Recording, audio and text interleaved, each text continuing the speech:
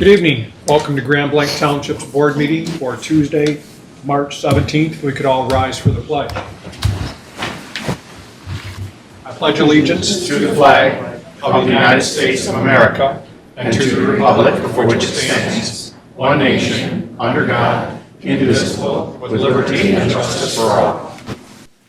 Thank you. Clerk Robertson, will you please call the roll? I would be happy to call the roll, Mr. Supervisor. Supervisor Bennett. Here. Myself, of course, I'm here. Treasurer Yancho is absent. Trustee Ryder. Here. Trustee Fike is absent. Trustee Hugo. Here. Trustee White. Here. 5 members present, a quorum. Thank you. And now I will entertain a motion for approval of the agenda. Okay, motion by Ms. Hugo, supported by Mr. White. Motion by Hugo, supported by White on the agenda. Trustee White. Yes. Supervisor Bennett. Yes.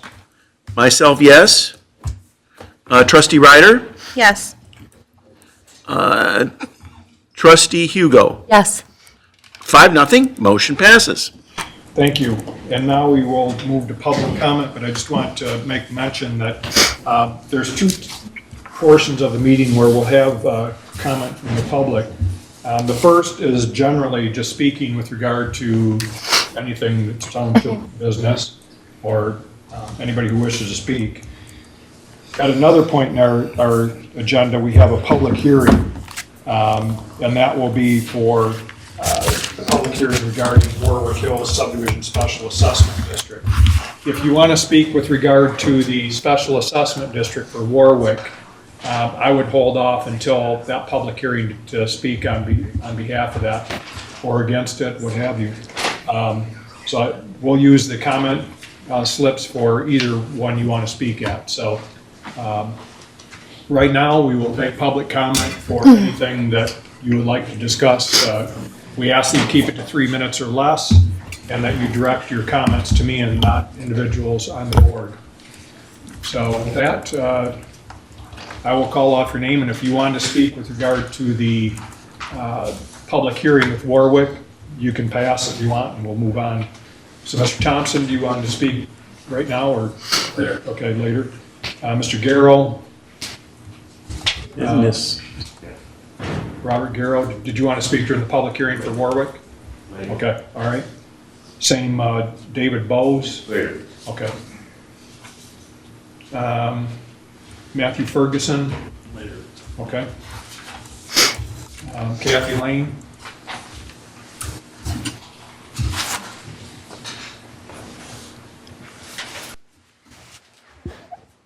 I guess tonight I'm going to play the historian because I wanted to let all of you know that in a few days, April 1st, 2026, this township is going to be 193 years old. We're the oldest community in all of Genesee County. We're older than the state of Michigan, and at one time we were being considered to be the capital for the state of Michigan. So I want you to know there been a lot of predecessors before you that did a fine job, that worked with the community, and I would like to see a little bit more cooperation from this board to the citizens because of the oath you took when you raised your hand to take the position you have right now, and that was to serve, not to dictate, but to serve and to educate and work for the residents. Thank you. Okay. Rick Tucker.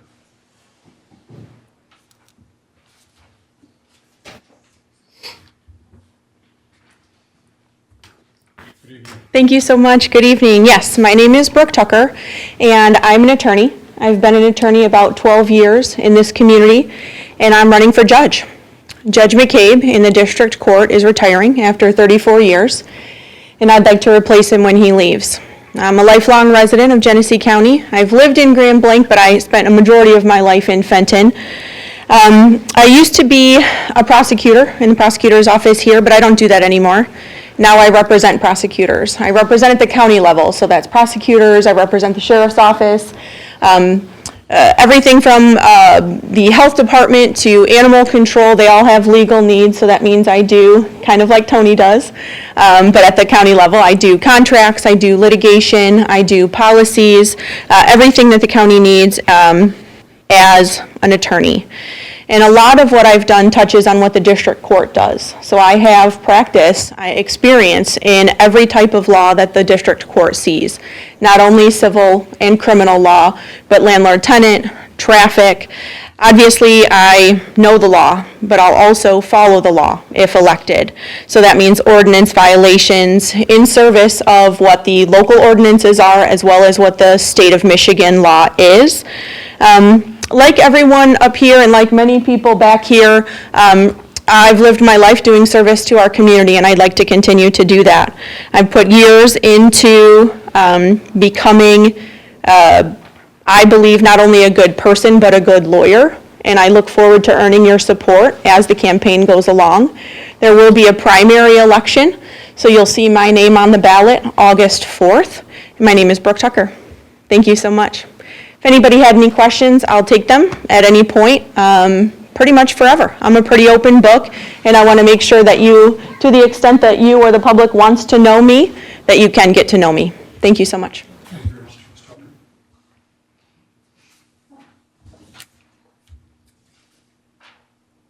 Julie McCready.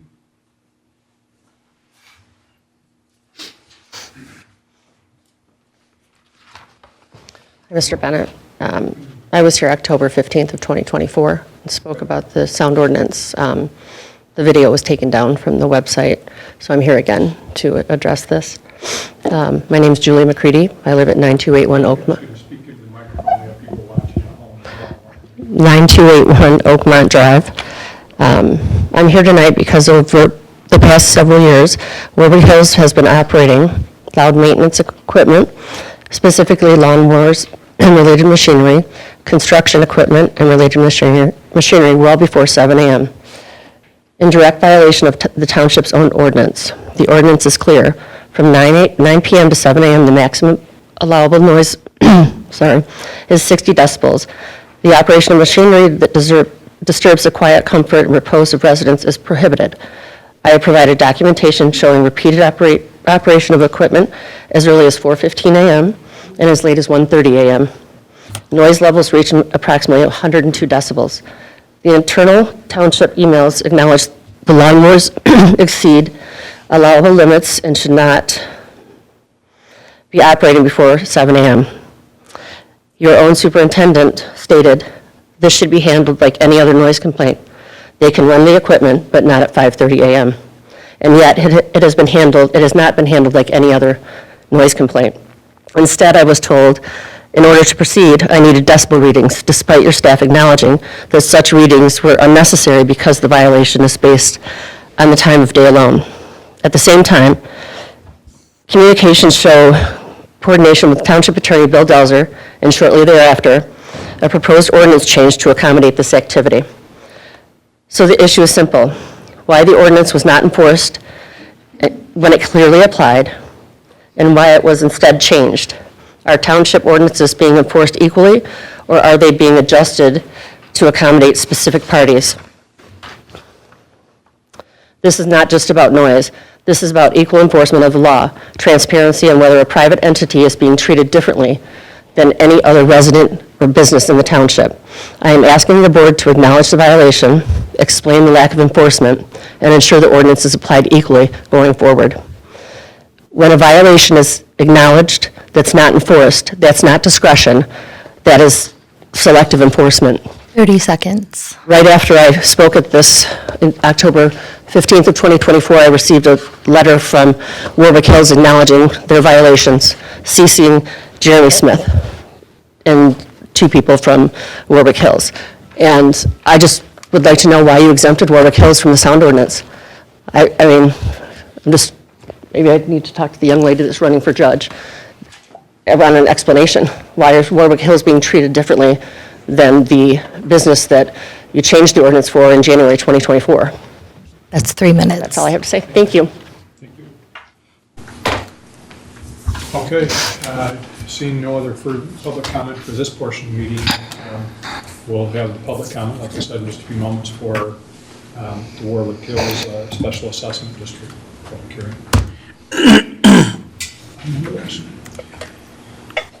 Okay, moving on to our privileged presentation. We have with us this evening our police chief, William Rennie, and he's going to give us the 2025 Police Department annual report. Thank you. Good evening. Let me get this up and running again.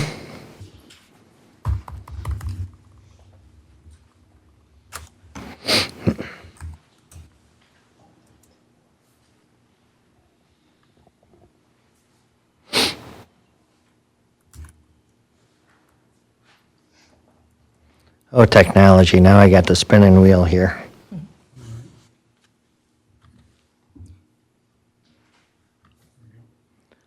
Okay, there we go. Okay. So it's an honor and a privilege to present to you the 2025 Police Department Annual Report.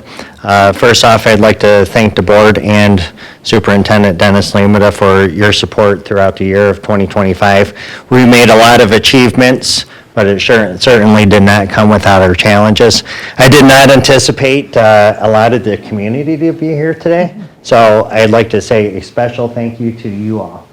We could look at departments around this nation and communities around this nation, and you see the lack of support in those communities. Those communities suffer from a lack of recruiting and retention.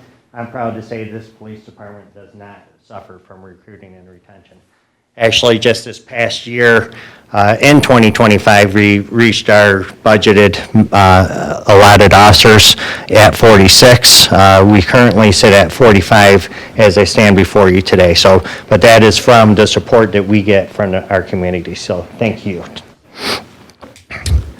All right, so some of our achievements that we had this year is we started off 2025 right away with a auto theft ring. An auto theft ring that was constantly coming up to Genesee County from the Detroit area, stealing multiple cars at a time. So we strategically came up with a plan to stop this particular group because they'd always end up heading southbound I-75 and coming into Grambling Township. So we worked with our federal partners, our state partners. We apprehended quite a few of those individuals who are now in custody, and that has seemed to cease at this point, that auto theft ring. There was also a local gang who is operating within Grambling Township, or several gang members. They were having females purchase apartments throughout Grambling Township. We caught on to that fraudulent activity, and we dismantled that gang, and actually some of those people are currently in prison right now. So come mid-year, we did our reaccreditation, so this is our third time being accredited, which is 128 professional standards that we meet for our accreditation standards. That's headed up by Sherry Potter. I'll get to that on the next slide here in just a minute.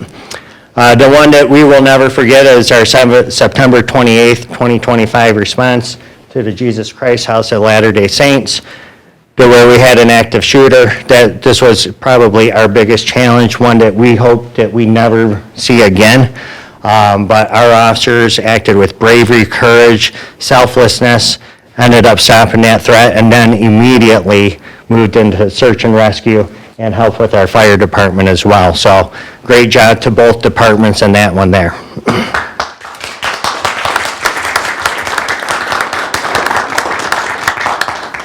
So as I spoke about accreditation, this is our third time in 2018.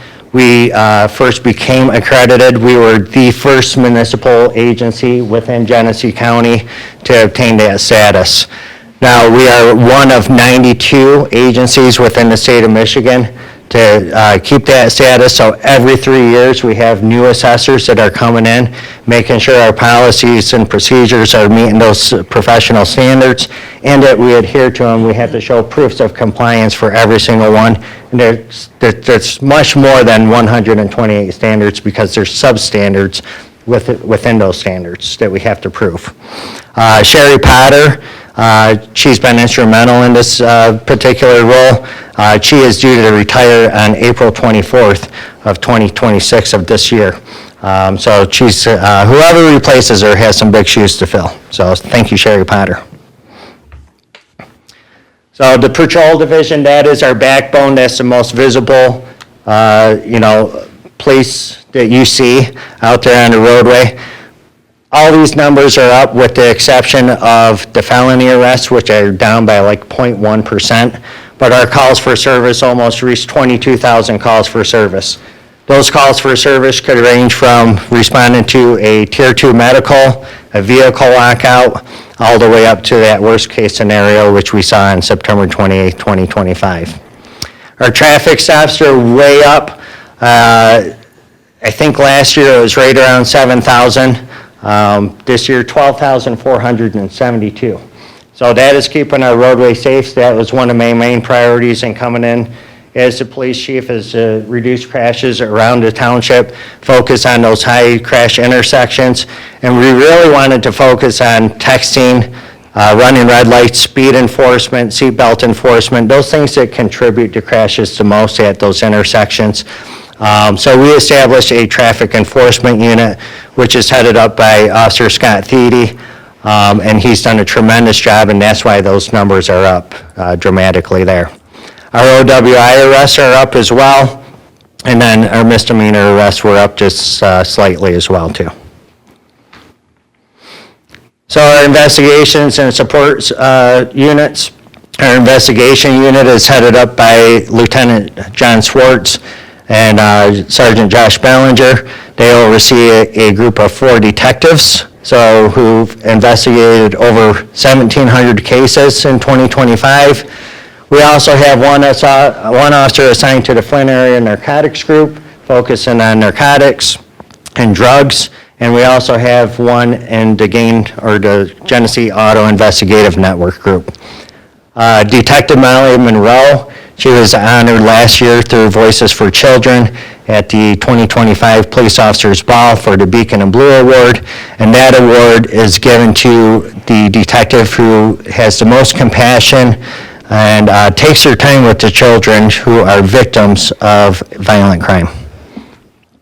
Our support services division, that is our dispatch and our records division. So they provide support every single day. Our dispatch is open 24/7. So that's one of the few agencies within this county that actually operates like that. And our records division, or Sherry Potter, who's also our accreditation manager, filled 955 FOIA requests, and that's just on the police department side alone. So that is up by almost 24%, and that is due to the LDS incident and some of the social media posts that we have pushed out, including our body camera or in-camera footage and car camera footage, which has sparked additional FOIA requests. In 2024, the Township Board authorized the purchase of our first drone. So for the 2025 numbers, they responded to 89 incidents, ranging from subject apprehension to lost people, and we were actually able to find some people who were lost who were suffering from dementia. So we assist other agencies as well if they request a drone and they do not have one, we'll respond to help them out as well. Our K-9 officer, that's ran by Officer Ben Cole, and K-9 Blue. K-9 Blue is 9 years old at this time, so his service life is coming to an end. And he's dual trained in tracking and narcotics enforcement. Crisis intervention, we have 8 crisis intervention trained officers to respond to mental health calls. And we actually, in 2024, we implemented a co-response program, which was a grant that was awarded to us for $207,000 through the state of Michigan. We partnered with Genesee Health Systems to attain a social worker. That's currently headed up by Mark Mahan and Josh, who is our social worker at GHS. And they respond to the community mental health related calls, overdose calls, you name it. There's a lot of mental health in this community, and they're main goal is to provide resources to reduce recidivism and reduce jail time for those individuals before it gets to a criminal offense. We have 3 school resource officers, 1 at Grand Blanc Academy, and then 2 at our public schools, which is Grand Blanc East and West. Those officers are also responsible for going over to the elementary schools as well whenever there's an incident or for public outreach. Our cadet program, we had started that back in 2022. We currently have 1, and we are looking forward to bringing on 3 additional cadets here probably within the next week. They're currently in the background, but 5 of those cadets, since we first started this program, are now police officers. So that also contributes to our retention and recruiting. So use of force. So our use of force complaints were up just slightly compared to 2024. But if you recall, our calls for service were up, and so were those traffic stops. Most of our traffic stops, or most of our use of force is coming from the traffic stops, and it could be a subject refusing to get out of a car. That's primarily the main one. And usually our lowest level of force and our most prominent use of force is subject compliance controls, which is just a pressure point. Vehicle pursuits were up. And like I said, we started off with multiple vehicle pursuits in 2025 due to those auto thefts that were coming up here from the Detroit area. So far, and I will knock on wood about this, we are down here in 2026, so that's a good thing. Foot pursuits, we had 11. All 11 subjects were apprehended. And then internal investigations, if you see these, there was 11, and those came from the inside. So we believe in accountability on the inside of the department more than what we do. I shouldn't say that we don't believe in accountability on the outside, but we are more harsh on our employees than the citizens are filing citizens' complaints. So we had 11 internal investigations that was generated by supervision or by command staff. There was 9 sustained violations there. We had 6 citizen complaints. Those were coming from the outside. So 4 were unfounded, 1 was sustained, the officer did receive discipline, and then 1 was resolved where we ended up paying the subject reimbursement. And most importantly is that there was no complaints of any racial discrimination anywhere in those complaints, those citizens' complaints. So training, outreach, and new faces. Our training, we had over 2,700 training hours that range from being on the range, active shooter, investigations, drone operations, you name it. Bias influence policing is included in that. Our new employees, we had 3 new officers that came on the department last year and 3 new cadets. Community outreach, we do several trunk or treats. Our favorite, or one of our favorites for everybody in the community, National Night Out. And here's a shameless plug, first Tuesday of August, so hopefully we see you out there. So it's a great time for the community, bounce houses, games for everybody, and giveaways, free food, all that good stuff. Coffee with the Cop, we've done several of those throughout 2025. And GBTU, we're looking forward to having GBTU back over at the police department on April 22nd. Crashes are preventable. We've put on 5 crashes are preventable courses, and what that is when we were giving out tickets because we knew that we were going to amp up traffic enforcement. We didn't want to punish people even though they were getting a ticket, so we gave them an opportunity. Hey, instead of getting this ticket and paying for it, we're going to give you a chance to come in and you're going to sit down and listen to police officers and their stories, and we're going to educate you on why we do traffic enforcement, the safety aspects, so we make it pretty impactful, showing some crashes that we've all responded to, and it's all speed related, DUI related, distracted driving, and go over some of those statistics. And in turn for them attending that course, their ticket gets dismissed through the court. So no fines, no costs, nothing like that, and their insurance does not increase. So we ended up giving, training 150 people in that program. Shop with a Hero, that is our favorite one, actually. So the Shop with a Hero is when we get the local community, who sometimes they suffer, they can't have such a great Christmas, and we provide that to them in partnership with Walmart and with Fish. So that's a great event there. So our 2025 awards, we have not had a Police Medal of Honor in quite some time. That was awarded to Officer Carpentier for his response to the LDS. And then also the Distinguished Service Medal. We have not had that one either in quite some time.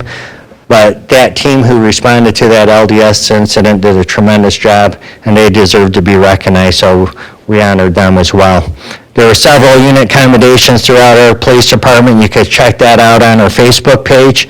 And also this year, we made a retiree honor wall. So that's honoring all of our members who have retired because we want them to always feel a part of our family. So they put in 20-plus years in our community, and we felt that it was important to give back to them. So that's all I have for my annual report, and I'm willing to answer any questions.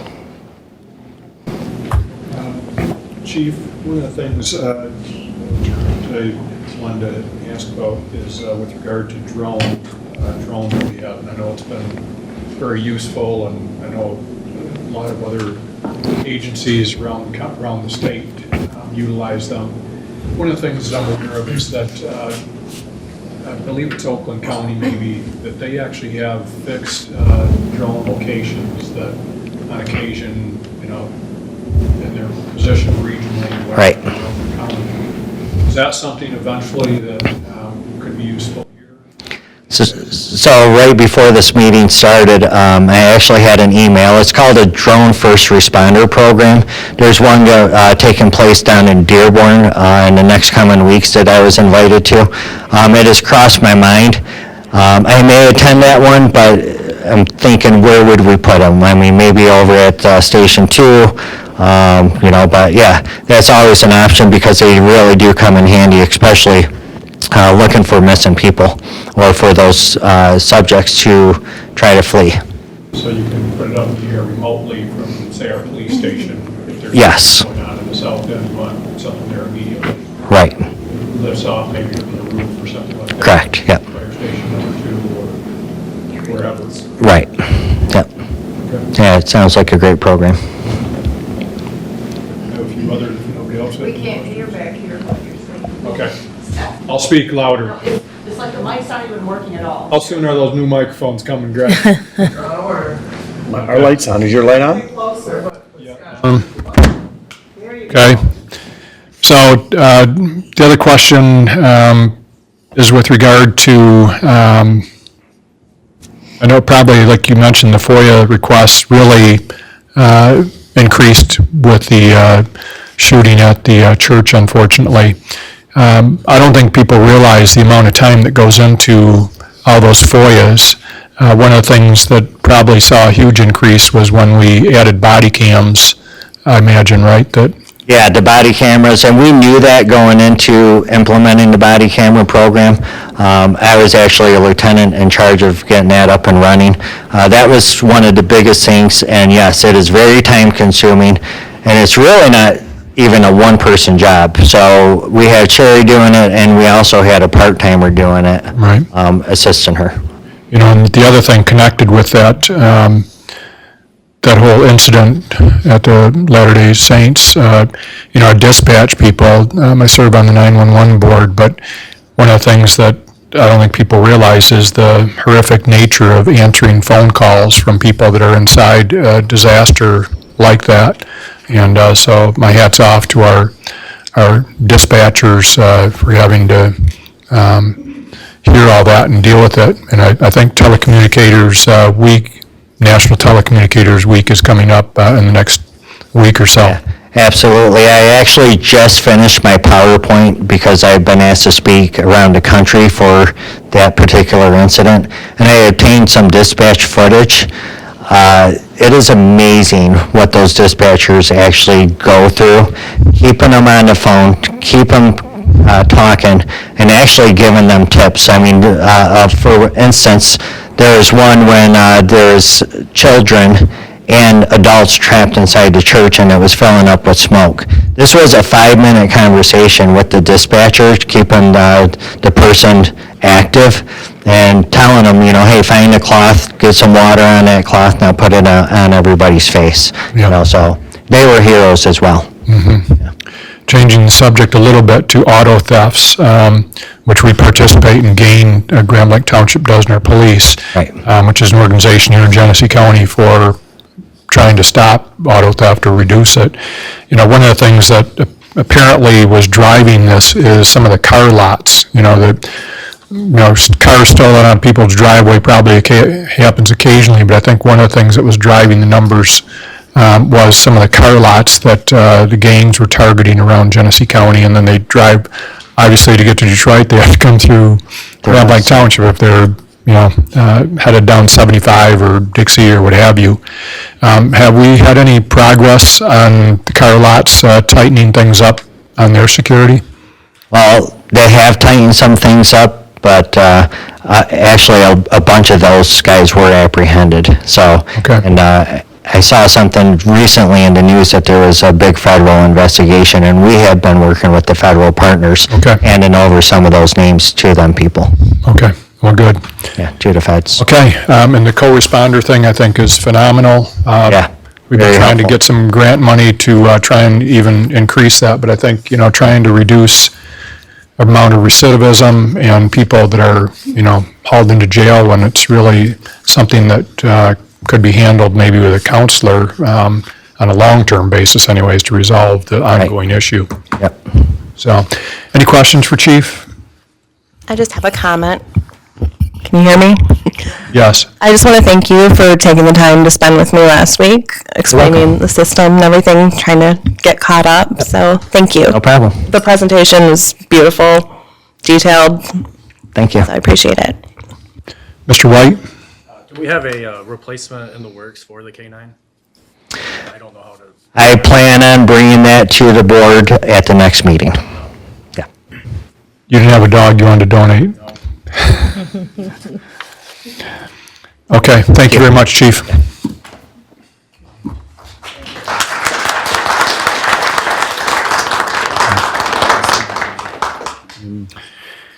Okay, now we will move on to our consent agenda, and I'll entertain a motion for approval of that consent agenda. I'll make the motion, Mr. Supervisor. Okay, supported by Ms. Hugo. Supported by Hugo.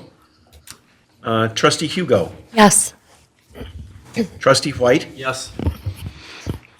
Myself, yes. Supervisor Bennett. Yes. Trustee Ryder. Yes. 5-0, motion passes. Thank you, and now we'll move to our public hearing with regard to the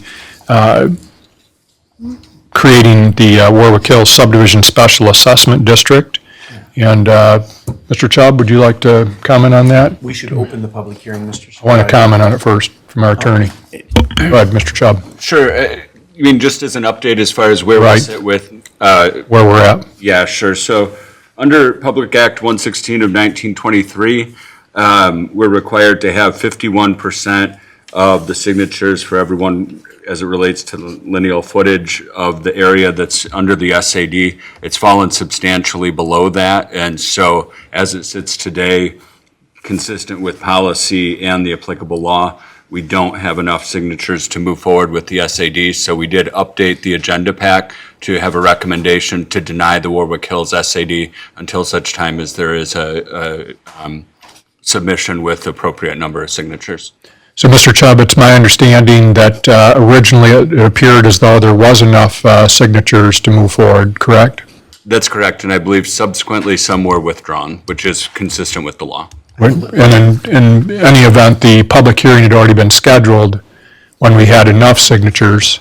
And so then, after we scheduled it and went through the notice and all, what have you, then we had people that withdrew their names from it.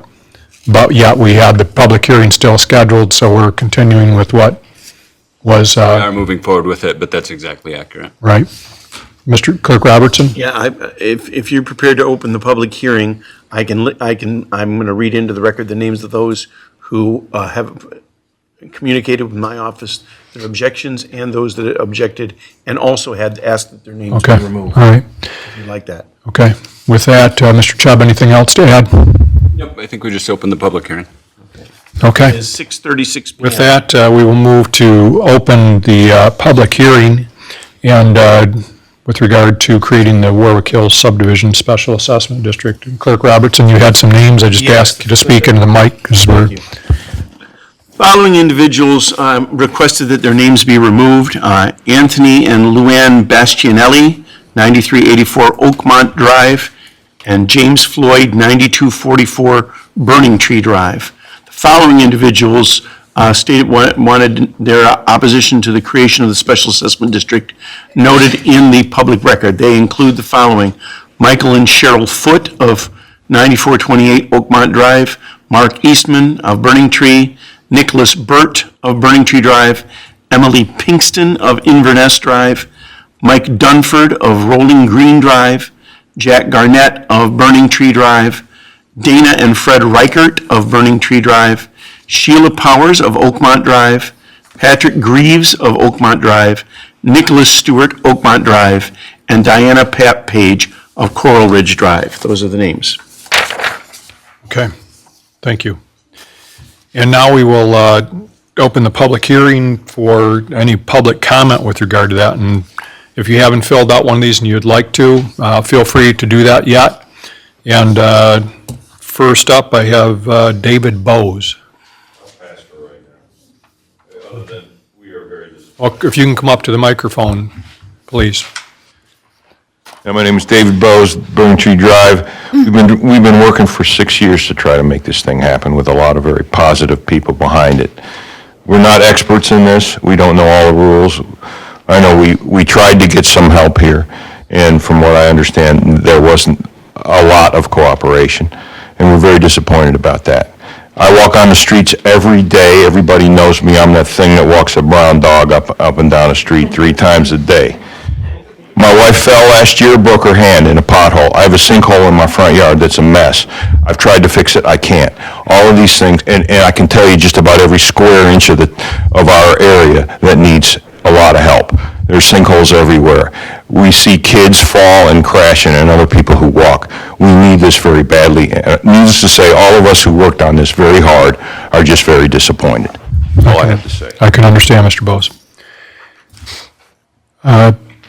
Matthew Ferguson. Just had a quick question. We were supposed to have 51.6%, is that what you said? 51%.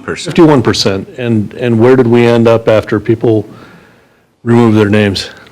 Do you have that, Clerk Robinson? What, 50, was it? 50.01. I'm sorry, Lynn? What's the figure? Ms. Henry?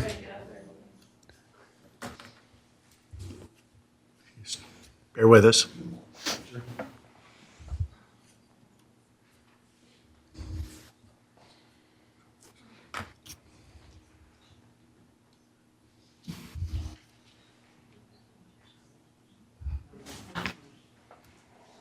Bear with us. It's all right. It was under the 51%, but Right. I got that.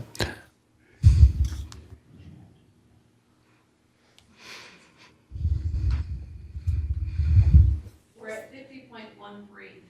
Oh, okay.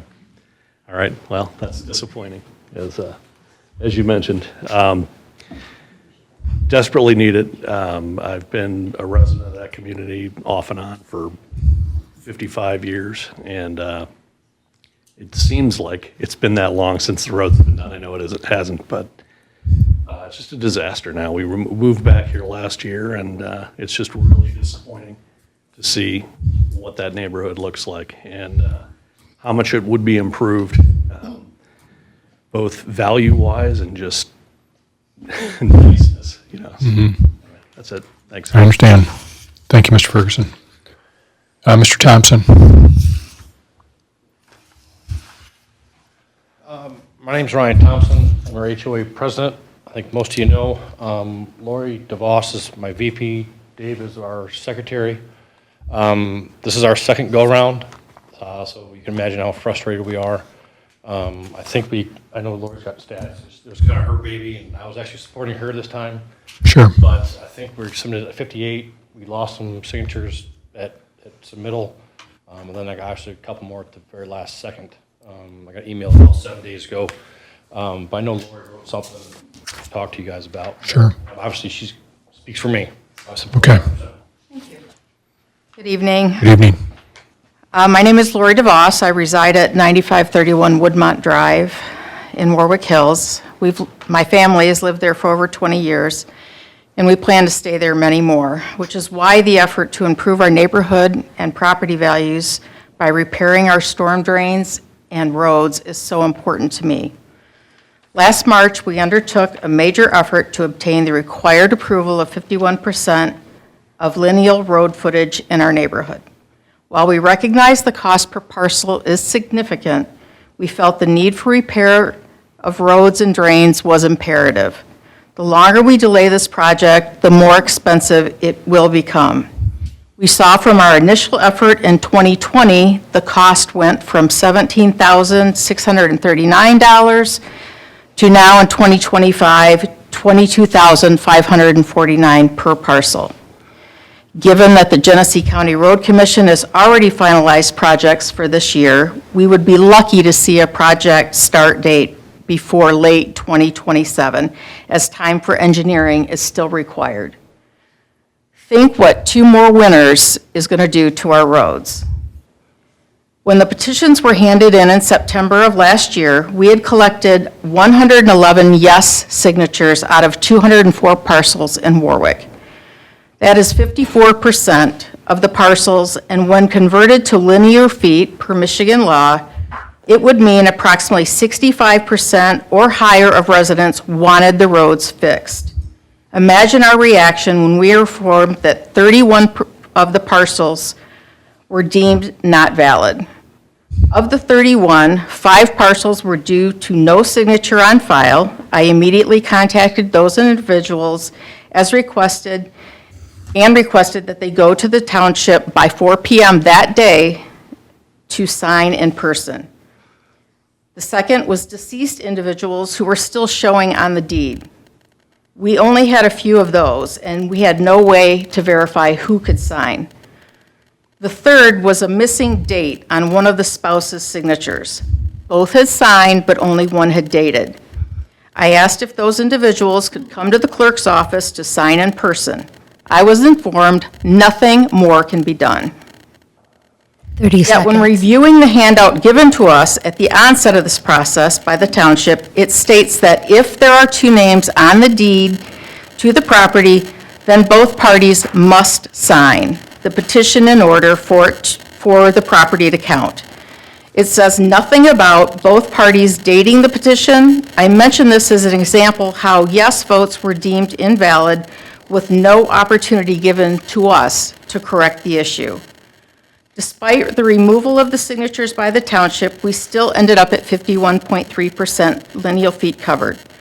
Just this past Tuesday, we were informed some residents had elected to remove their support, which now drops us below 51%. Unfortunately, those residents who now want to change their vote to yes, which I had a call yesterday from someone, are not allowed to do so. This is clearly disappointing. As you can see, the majority of residents truly support this initiative.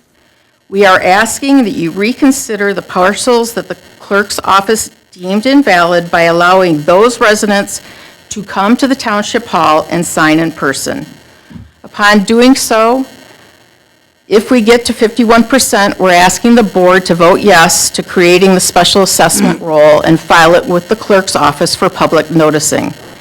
If we are unable to successfully move forward at this time, we can benefit. If we are successfully able to move forward at this time, we could benefit from some economies of scale in joining with the adjacent Village Green project to save our residents some money. In the event our request is refused, we are asking to have new petitions printed within the month so we can go back to our residents who voted yes to re-sign and confirm that we are above the 51% threshold. We need your help in taking action now to address our rapidly deteriorating drains and roads. Delaying this project will only hurt our property values and result in increased costs to our residents. Thank you. Thank you.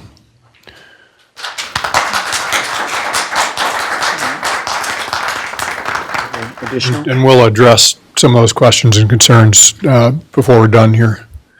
We had one other, no. We have one other individual that would like to speak, and that is Mr. Garrow. Mr. Garrow? Yeah, I think she's sufficiently. Okay, all right. Thank you. Any other public comment that, I know I don't have any other slips, but anybody else? Please come to the microphone. And if you could give us your name, and we can get your address afterwards, but. Patricia Newton, 6064 Plantation Drive. I just want to know, will you answer the question why the clerk's office wouldn't let that? Sure. You Yeah, will address we'll that? answer those questions.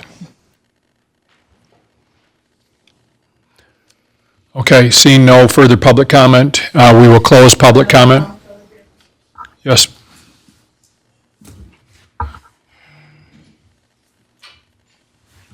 And your address? Kathy Lane, 5366 Kimberly Drive, Grand Blanc. I want to remind this board, because you're still newbies, that you as a board, with the evidence that you have seen in the petitions and the people that are here, you as a board could initiate the special assessment and not put these people through another 120, 160 hours going door to door. You have that authority, you can use it, and with the evidence you have, you can see that you have the support of the majority of this particular subdivision, and I would recommend you proceed.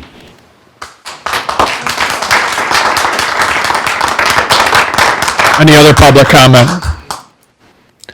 Okay, seeing no further public comment, we'll close the public comment and the public hearing and bring it back here to the board. 6:48 PM. Yes.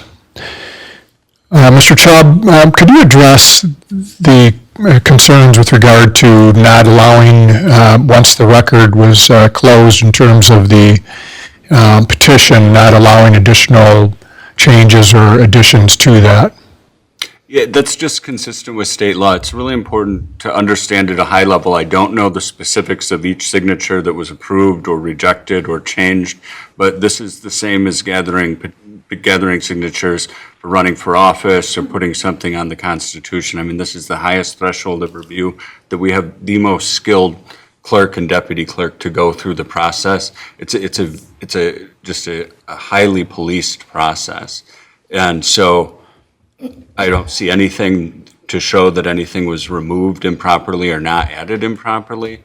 And the problem then is that when we don't have that 51% threshold, and I know we have a lot of community members in support of Warwick Hills, which is my favorite neighborhood in this township. The problem is that there are those people on the other side, and that's where it unfortunately is very likely to turn litigious, because they would say we're imposing that $22,000, whatever that figure might end up, upon those people unwillingly and without the proper number of signatures. So you just have to understand the position that we're in. These are unique we're in a unique situation generally as a township as opposed to a city. This is, we're not given Act 51 money so that we can make these determinations. I know that road, or all those roads around the golf course very well. I know they're in bad shape, but we just don't have any discretionary money to do that. And it really is either, we see that the county isn't doing it and isn't programming funds for it through the road commission. So this is the process, but we have to comply with the requirements of not only Act 116, but Act 188 as well. So when we vary from our policy or state statute, litigiousness of the world today. Eat at this kind of level with cost associated with each household. And while we didn't hear people this evening speaking against it, we have individually heard that here at the township from residents visiting us and being adamantly against it. What was the other question that came up that in terms of not being able to add or what have you, after the petition was sealed, I guess varying from our 51% and saying, well, they're close enough. Let's just go ahead with it. What's the danger of that? Again, it's state law requirements as to, and the clerk might be able to speak better about this, about the state law requirements to constitute a valid signature, and we're bound by those standards. Mm-hmm. I want to point out too, as you mentioned, is that our deputy clerk has served as president of the State Clerks Association. Clerk Robertson has also been very active, so as far as knowing what they're doing, I think it's the first time we've had anybody at Grand Blanc Township serve in that capacity at the state level, so. Door to door. I'm sorry? They didn't go door to door. We did. Amateurs were going door to door. Come on up, Brian. And we were zero help. If we had questions, we had concerns. We're amateurs getting signatures. We missed a date. We missed a did done high. So you can take signatures off after the date, but you can't give us a chance to go back and correct minor errors to dates. That's not. That's the case with any petition, though. That isn't some rule. Take them off, but we can't correct the minor errors that you said would have gone through otherwise. Apparently not. I'm not an attorney, but Where's your common sense? That's the law. well, I wish common sense ruled the day, but unfortunately, we've got to follow state law as opposed to common sense. How is it that you can come in and remove your vote, but you can't come in and add your vote? Right. That's my question. Well, it's petition. Because Go the ahead, state clerk. statute affords the opportunity for people to remove their names, but they do not, the state statute does not permit the addition of names after the threshold period. So, for example, It's simply a matter of state statute, and we have to follow the state statute. We regularly have public hearings with regard to street paving projects. Ms. Hugo had one in her neighborhood. It's regularly that when we hold the public hearing, we have some people that come to the meeting and remove their name right at the meeting. It's not allowed to have people show up at the meeting and say, I want to add my name to it. Now, why that's the case, maybe it's not, common sense, but that is a state law, and unfortunately, we have to follow state law as opposed to what other people may think is common sense. So what Ms. about Hugo? the request for brand new petitions? And we'll just go back to all the people that voted yes and no. Yeah, Ms. Henry? So with signatures and turning in petitions, just as you had mentioned when you're running for office, it is required to have a signature on every one of those lines, and we tell you when you're circulating those petitions, that's why when you turn them in, that when you date them, you can't date them before they have already signed. So if you're dating it for June 2nd, but someone dated it June 28th, that makes it invalid. So the key is, you can't come in and submit another set of petitions after they've already been circulated and turned in. You cannot add, because that has been closed at that point. So when she brought them in, she signed them all in our office that day. I don't know if she circulated them all, but she came in, signed them all, and made sure that we made sure the dates all matched. But I can't go through and check pages and pages to see if someone forgot to sign, and we'll put the date, I should say. So the date is key on the petition, just like any other petition. So that's where they become invalid. And both of them have to have a date, because both of them are needed to sign. So what about the question in terms of getting new petitions? Is that something that? The new petitions would have to do, depending on the Genesee County Road Commission, where we would go about bidding all that out again, where that would fall. That would come to Genesee County Road Commission with theirs. Now, could our DPS director print off new petitions right away? They know the process. I'm sure Mr. Cooley could speak to that, and I don't think that would be an issue. What the issue is going to be, though, when this was, the amount of money and the scope of the size is going to potentially maybe change at this point. But I cannot speak, like I said, for the Genesee County Road Commission, and they are here currently also. Right. So would anybody from the Road Commission like to address that concern that if new petitions were to be requested, or they are being requested, would the estimate change in terms of what they would need to inform residents of when they're circulating the petition?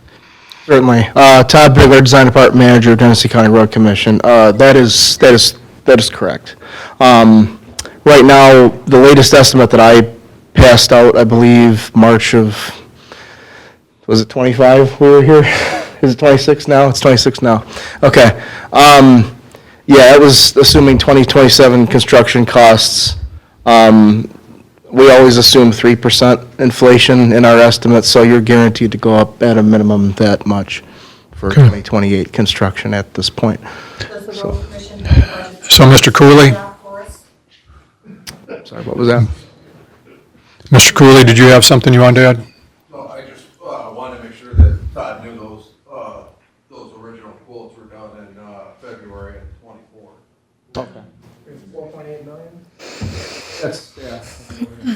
Yeah. So. Okay, so how long would it turn around a new estimate? In this case, if it's needed, I can put it to the top of the priority list, and we can get it turned around pretty quickly, so. So will they be able to collect signatures, say, in the next 30 days, be able to start, do you think? Yeah, I mean, if I get Craig and Al an estimate tomorrow, Thursday? The petitions. But they have to,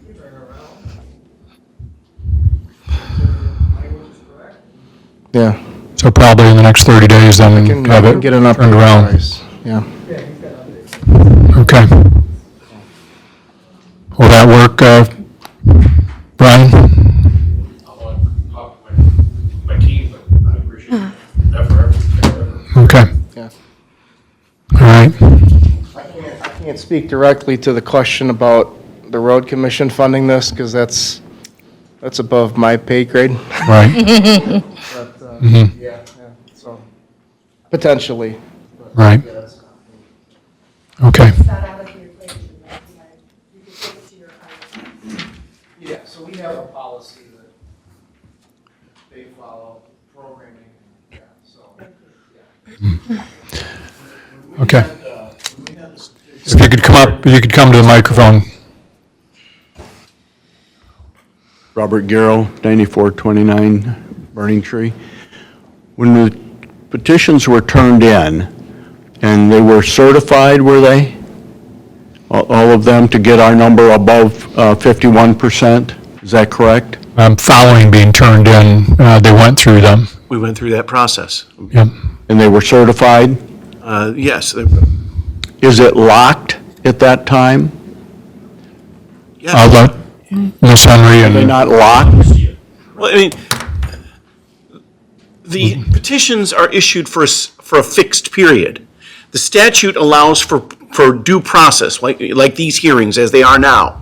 There's a series of hearings that, creation of the special assessment district, and then the process that we're going through tonight. During that period of time, it's been explained that the statute was followed to the letter with regard to the signatures, validation of the signatures, and the individual's right to withdraw their name and signature for support as part of this process, and they have done precisely that. It was always a narrow margin, whether it was, obviously 51%, with the withdrawals that we had, the two that I mentioned, okay, it's brought it below. And so we are obligated to follow state statute, simply and plainly. We can't, and that's what we're doing. My question was, when it was certified, is then it not locked like any election period of time? Once they're certified, they're locked? Lynn. We're going to have our deputy clerk speak to that. There's no. Right, well. They're not locked. Well, Wait a minute, I wouldn't use that term. Lynn, if you could speak to the issue? So, we have that right, that's why we have a public hearing, to remove your name after you've thought about it. It doesn't matter the reason, but for instance, if someone has a financial hardship and they state, $25,000, whatever it may be, they have that right to change their mind. At that time, yes, they wanted it, but they have that right, they did sign it, they have that right, just as long as the other ones had their right to still state, because they have to state for the Michigan Tax Tribunal. If this was to go forward, this is their security to say, I wasn't for this. But they can remove their name. We cannot add any names after that final petition is submitted. That makes no sense at all.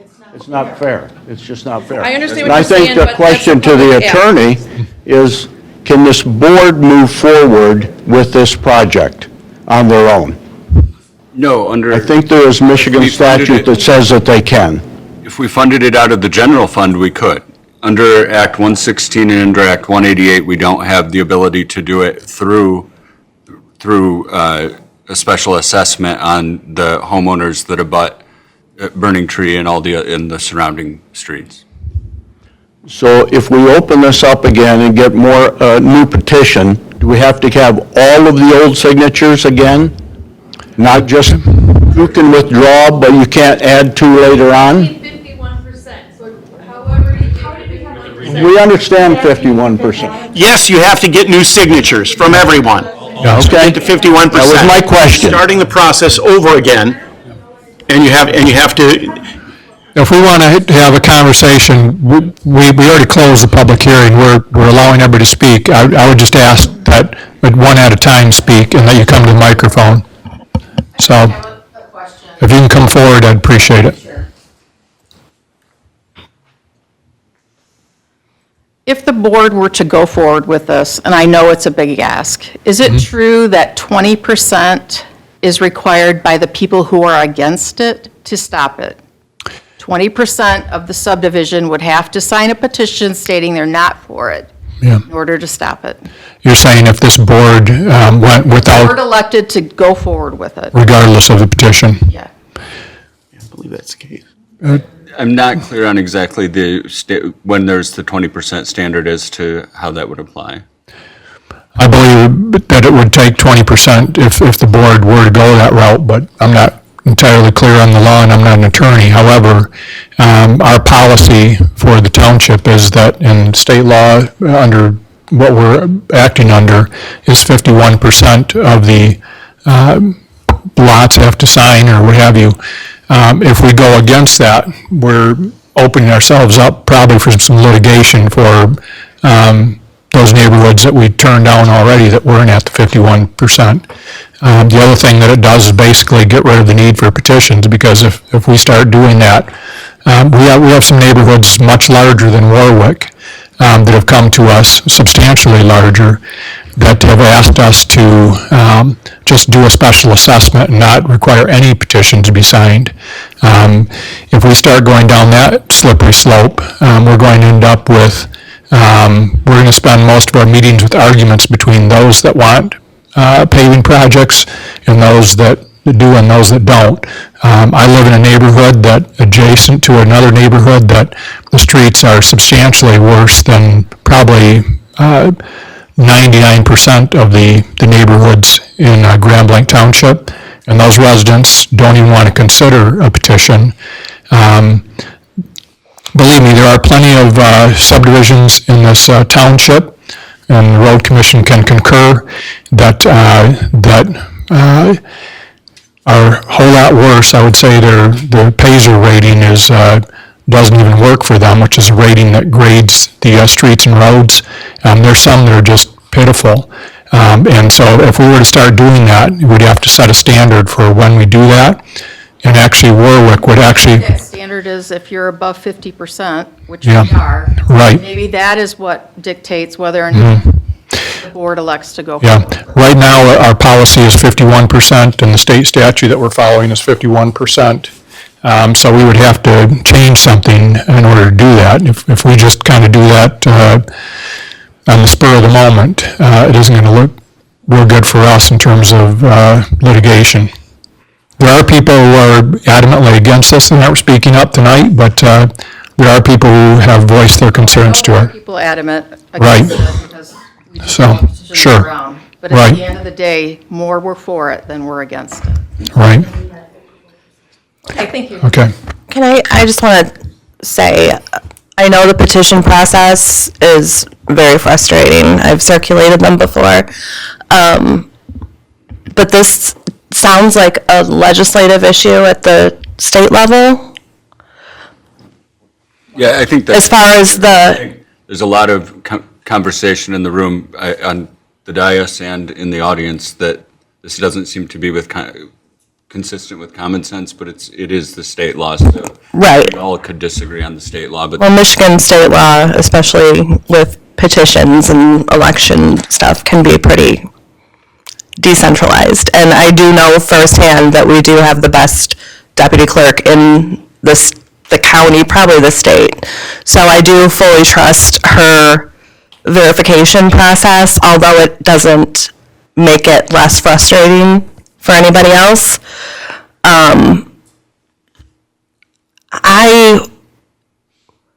I would feel more comfortable voting on this if I had more background, like what, these are petitions just like okay, so it's the same process?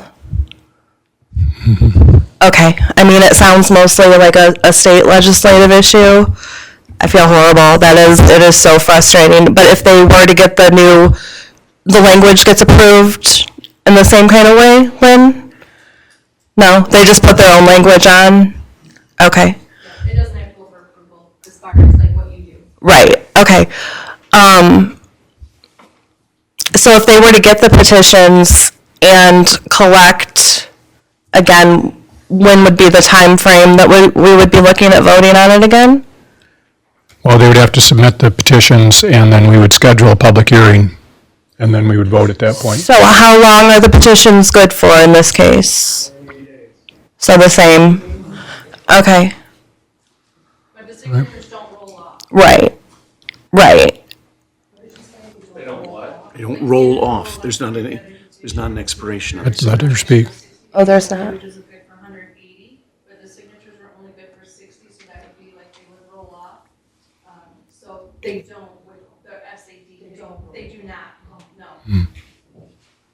Okay. Yep. Okay. She's had her hand up too. Miss Hugo? I'll go next. Okay.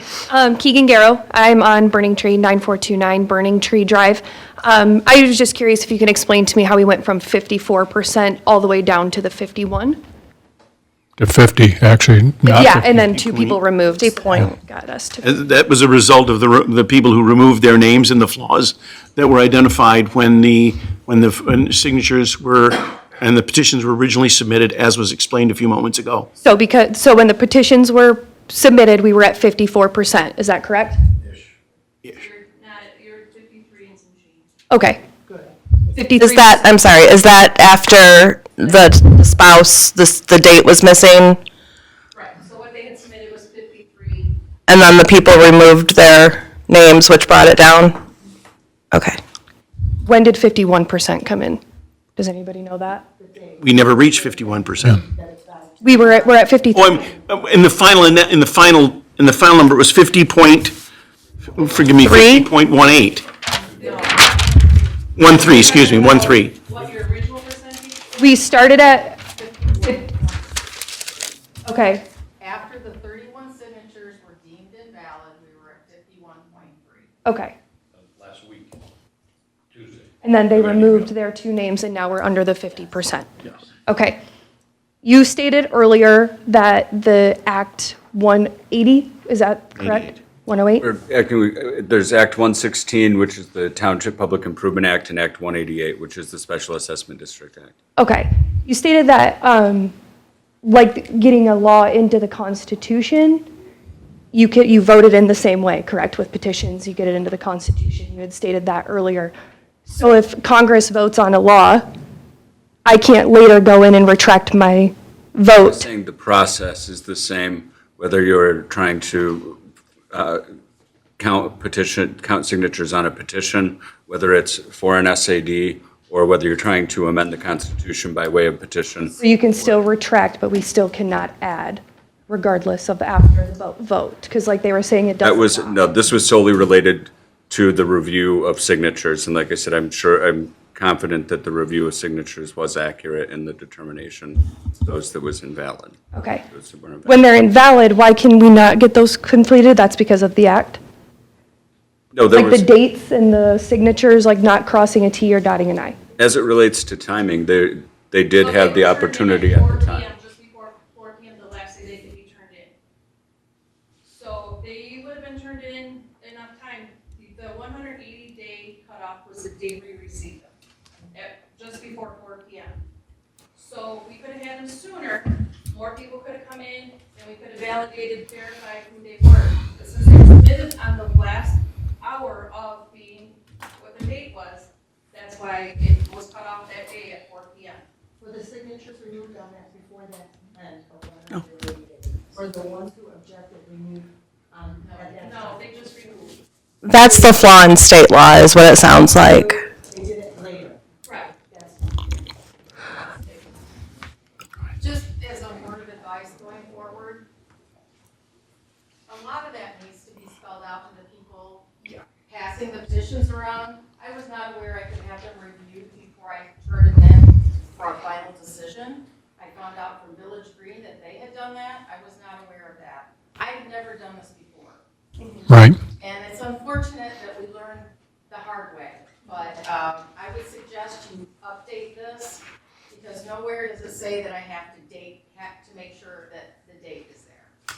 I'm sure our staff is so noted that that's a good suggestion to add that. Ms. Hugo? So I have been in your shoes. Sorry, my microphone wasn't on. I've been in your shoes, and I came, you can't hear me? Now you, okay. Sorry. So I came to meeting after meeting after meeting and stood up here at this podium having the same exact concerns as you do. I want to thank you all for doing this for your neighborhood, because it is very time consuming. People aren't always friendly. They may let their dogs out after you, or that may just be my neighborhood. So I had a lot of frustration, and that's actually one of the reasons that I ran for a seat on the board, because I was frustrated. And my question, I don't know if it would be for the road commission or if it would be for Attorney Chubb, or it may actually be, the first question might be for Lynn. Were a majority of those signatures, or the people who said no on Oakmont, or the people who took their names out, were those on Oakmont? No, they were two different streets. Okay. When I did this, we had the option of we had one street that would break us. We had the option to take that out of the special assessment district and move forward with the project. Is that still an option? We'd have to look into that. My concern is that we'll have to get a new estimate, and it'll then change the estimate substantially, and it may not therefore comply with the requirements, because you have to get your estimate essentially as your Right. first step. I did that. Yeah, so we'd have to look into that, so I couldn't answer that tonight. Okay. It might be fact-specific, but we can certainly take a look at that. So, and what they did was, we have one street that was dirt, and the rest of the roads were paved. Oops, sorry. And the people on one side of the dirt road didn't want their road paved. So the people from the other side, we took that street out of the special assessment district, and then the people who did want their half of their street paved did the process with the petition. One of the advantages for your neighborhood was it was a small number of people. I know you worked hard to get the signatures. This is a huge area to try and do something similar, but we can check into, it all depends on if it's, majority of people that are opted out are on a particular street, which Right. it doesn't sound like that's the case, but. I just kind of want to, what if we could do that? And that would, Believe me, I've explored that thought too. I think it's obviously important, can you hear me? I think it's important, we have to follow state law, but I also think that the diligence of the citizens should be recognized enough for us to do our due diligence on that exact issue. I mean, I didn't know that, so. I think that street later decided to pave their street, right? And only one half, so the road, Meadowlark, Robin runs between the dirt and the paved. So they had a new petition to get one section of Meadowlark paved. Yeah. There were only like 5 houses on that street. Yes, sir.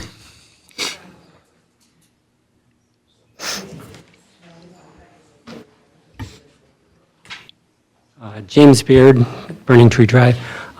We were told at other meetings that our neighborhood had to be done all at once because the drains need to be done in the whole neighborhood. So Burning Tree Drive is probably the worst part. Yes, Oakmont isn't as bad. Some of the, they call them the finger roads, aren't as bad, but Burning Tree is pretty bad. And we were told the drains all have to be done, and the drains need to be done throughout the whole neighborhood in order to do any of it. So, Mr. Beard, I was informed of the same thing. I didn't want to necessarily go into all that tonight, but I was informed of that as well. that was my point. When I asked this question, could we separate out streets?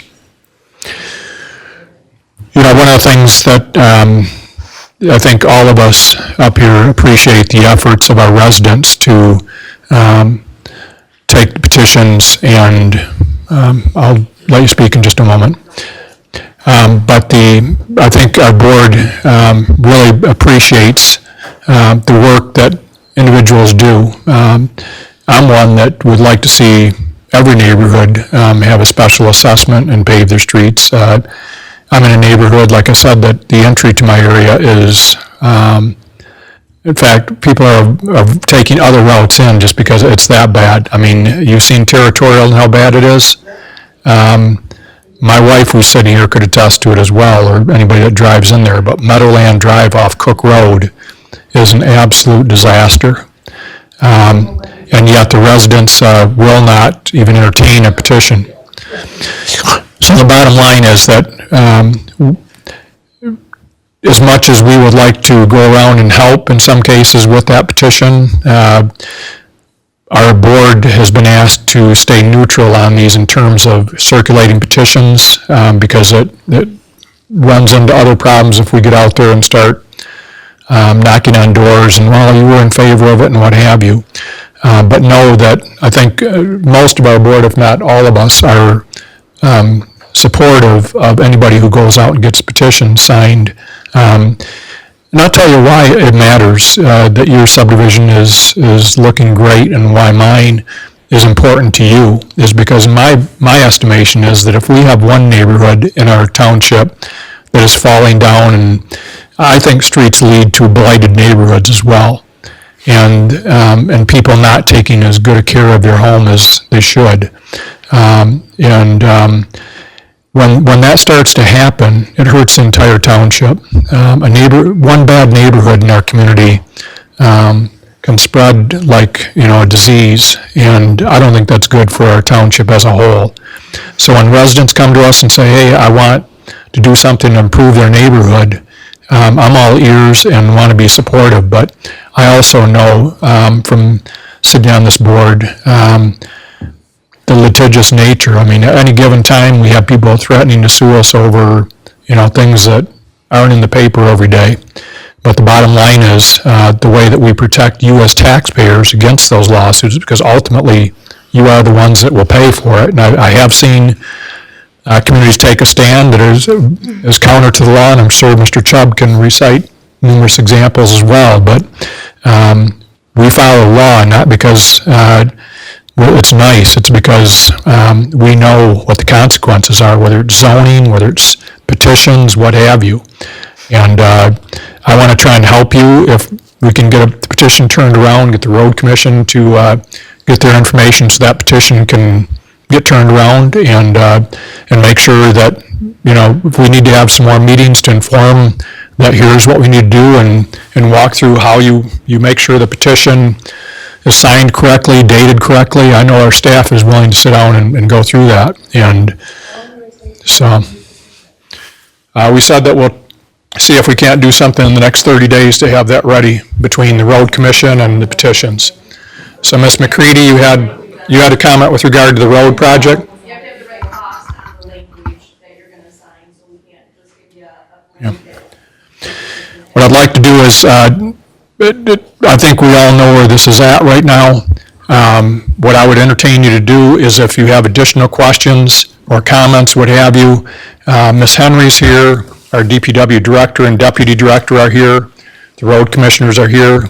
I would just ask that you can either see them after the meeting, if they're staying, I don't know, or you can meet out in the lobby if you don't want to stick around, but either that or email them.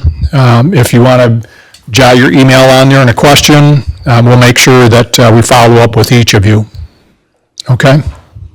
So, a no vote, or a yes vote, rather, on the motion that's coming up would still allow them to get a new estimate and potentially eliminate part of the neighborhood, or the part of the streets, like Sarah was saying? No.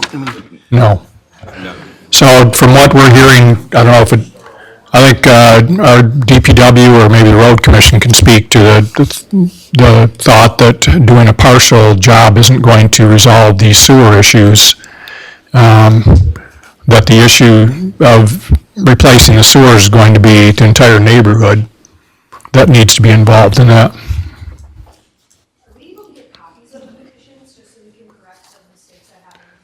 Ms. Henry, is it possible to get copies of the petitions? I filed one today. So when information is requested from the township, it comes in the form of a FOIA. And so on our website, there actually is a tracking mechanism because there are specific dates that we have to reply by. And so we just ask that individuals complete that form. And I'm sure they'll be glad to respond to you. And the Secretary of State website has really good information on petitions circulating, as frustrating as it is. I mean, I know they would need the new signatures because of the 180 days, and they would need new language for the estimate. So once we get the new numbers back from the road commission, we'll take those numbers, divide them out by parcel, no different than what we did with the first set of petitions, get the new language put on the petitions, and then get that distributed out to them. I believe the road commission could probably speak on it better. The way the drainage is in within that subdivision, I don't believe there would be any chance to be able to pull any of the roads off there because there's so much work that needs to be done on the drainage in order to do a full reconstruction of that roadway in there. And we've had, this has been ongoing since January of 2024. And I understand their frustration because we've had several meetings with the HOA. There were several different people that headed it up. It switched hands 3 or 4 times on who was going to be the lead on it. And I know they worked very hard on trying to get to the point where they're at. And we looked at several different ways, whether it could be a resurface or a reconstruction. And, the road commission, it's their roadway, it's their responsibility. And they ultimately come up with a decision that it has to be reconstructed. And it's in too poor of condition to do a resurface. Oh, I understand. As Ms. Lane can probably attest to, I live on Moseri Lane, where the school is in that subdivision, and our roads are absolutely terrible. So I certainly sympathize. But So you've had some change in leadership with regard to heading up the petition, so you probably have given several instructions to different people. I believe dealing with Lori, she was the third person that since the beginning and back in January of '24. And we did have a lot of communication, and we tried to get as much information as we could to them. And I understand their frustration because they worked really hard at trying to get where they were at. Okay. All right, with that, we will hopefully be able to get them a petition in the next 30 days to... As soon as we get something back from the road commission, we'll get the new language on there and get it out. Right. So I'm not sure, Mr. White? Yeah, Mr. White? No. Mr. White? I was just going to suggest perhaps we take a 5-minute, before we get back into the agenda, a 5-minute recess. Sure. Let's take a 5-minute recess, and it is, right now, it is 7:25, and we will reconvene at 7:30. Okay, we took a 7-minute recess. It is now 7:32, and we'll go back to our agenda.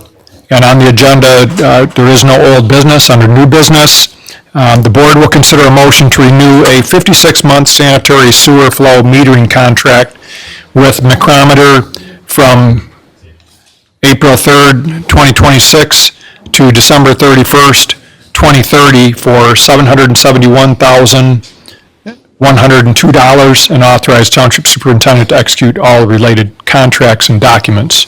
Deputy Director, DPW Director, Mr. Boggs. Good evening, everyone. evening. Sorry, let's see here. All right, so this is a renewal of our sanitary sewer flow meters. So this helps us track the flow of sanitary sewer that we send to Genesee County for treatment. It monitors inflow and infiltration. So the county, eventually, they've been talking about this for years, will start charging for excess water to be treated.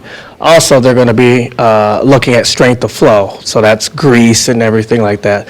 This helps us monitoring our sanitary sewer system, our large trunk lines. So we originally bid this with Genesee County back in 2021, I believe. And then Genesee County bid it again. We piggyback on their bid to make the cost of it go down. This also helps with our sanitary sewer capacity in our system for development to make sure that we have adequate capacity in our system to get real-time data to allow development, whether it's residential or commercial, to continue in Grand Lake Township. This ties into all of our remote metering system and what have you. It's a different system, yes. Okay. But we use that for, we can use it for modeling also. Right. Any questions for Mr. Boggs? Concerns? I'll make the motion that we move forward on the contract. Bennett, supported by myself, if I may, Mr. Supervisor. Yes. On item 9A, Trustee Hugo. Yes. Trustee White. Yes. Myself, yes. Supervisor Bennett. Yes. Trustee Ryder. Yes. 5-0, motion passes. Thank you, everyone. Thank you. Item B, the board will consider a motion to renew a contract with Flock Safety for 20 license plate reader cameras for $67,500 and authorize Township Superintendent to execute or to sign all related contracts and agreements. And we have Chief ready. Yeah, so 20 license plate readers that have been placed around the township. So we've had this program since 2024 in October. And this has helped us solve many of crimes, including a armed robbery. I would ask, hold on a second, Chief. If we could have the conversation move out in the hallway. Miss Lane? Miss Kathy Lane? If you could have your conversation out there, it kind of disrupts the meeting here. Thank you. So 20 license plate readers that have been strategically placed around the county since October of 2024. Within weeks of implementation, solved an armed robbery over at the Walgreens, which that suspect was going countywide, Flint Township as well. We were able to take that person into custody.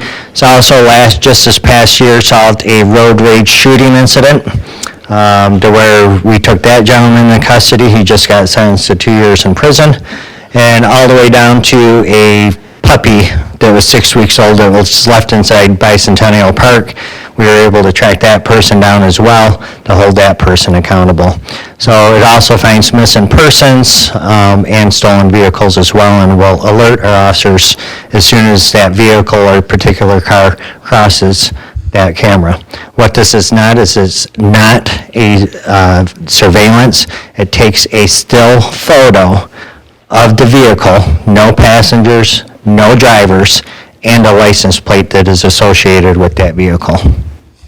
I have an email from Treasurer Yancho that he asked me to read at tonight's meeting.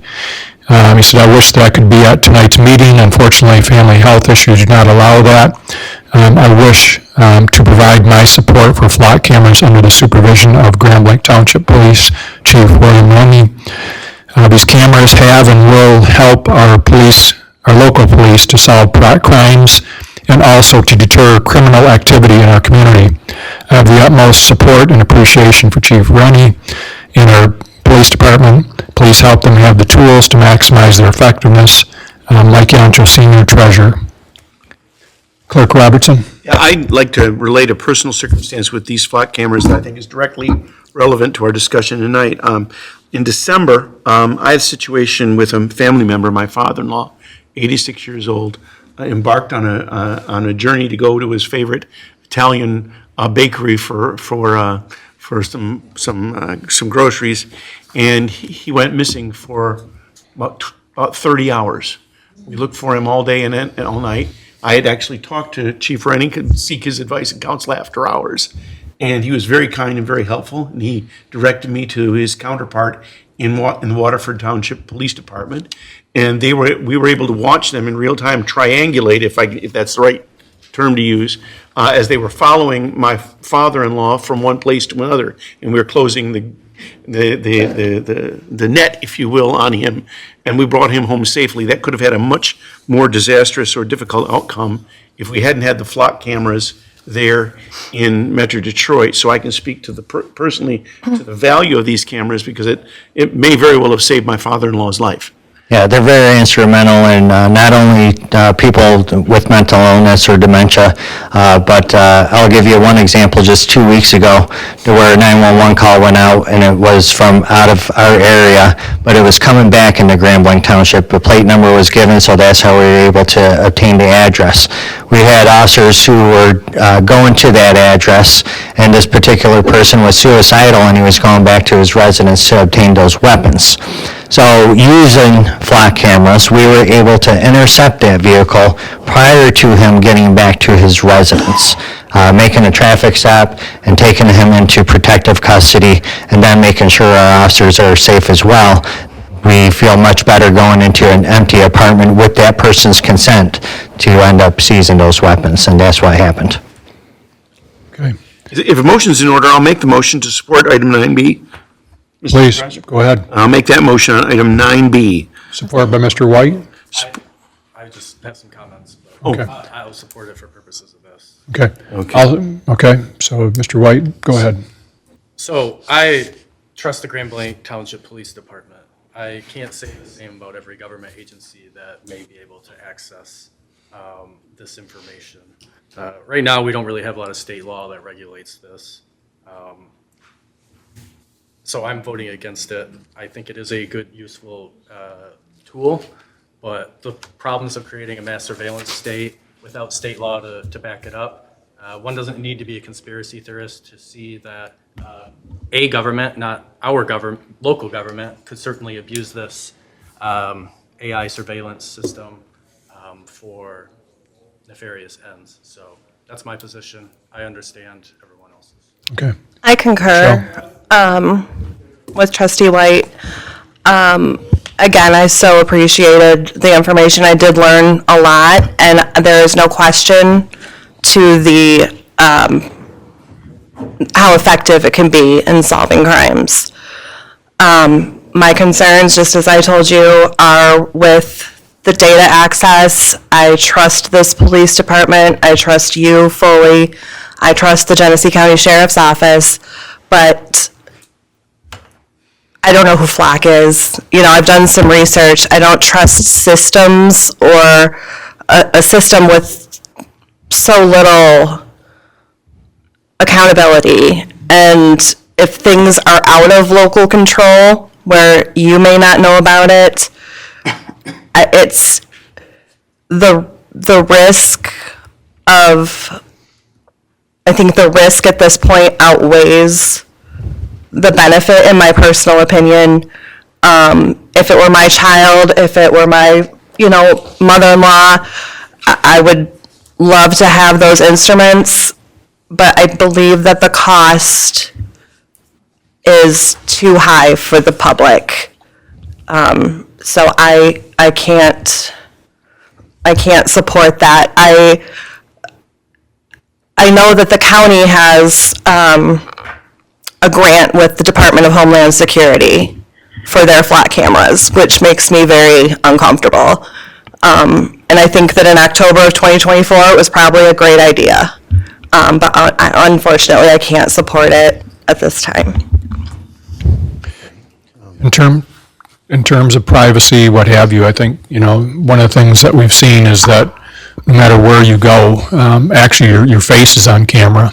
So whether you're going to the local Walmart, you're going to the local small store, your Ring camera, your phone. Actually, I think most people probably realize that their phone is tracking them 24/7 and probably even listening to you, from what we understand. It knows what you're searching for. It knows where you traveled. It provides a whole lot more information, actually, than what the flock camera does. The flock camera takes pictures of license plates and the exterior of a vehicle. Right. So really, when you're looking at the amount of information that is ascertained, there's a whole lot more invasive type of, if that's what you want to call it, techniques for tracking individuals than the flock camera.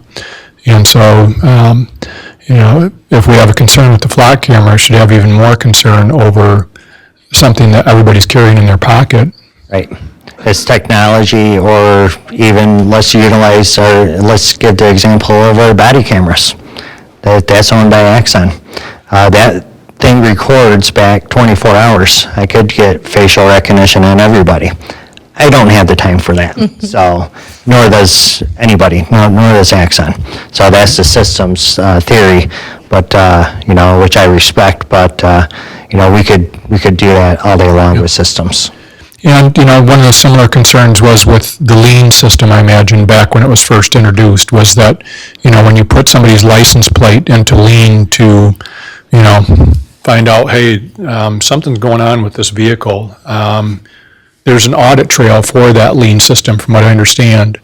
And basically, anytime that lien is accessed, it's documented who accessed it, and they have to note what the purpose was. And no different than the flock camera, from what I understand, is that there's a history that's created, that if you're using flock, there has to be certain standards that are met before it could be used. Can't just be to figure out where, somebody's going for kicks. It's, hey, there is an investigative reason, and it has to be documented.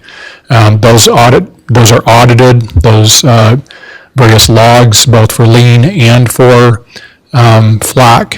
And so there's some checks and balances, probably more on that than there is on your standard cell phone or OnStar that's in your vehicle, or any of the other things that track your whereabouts.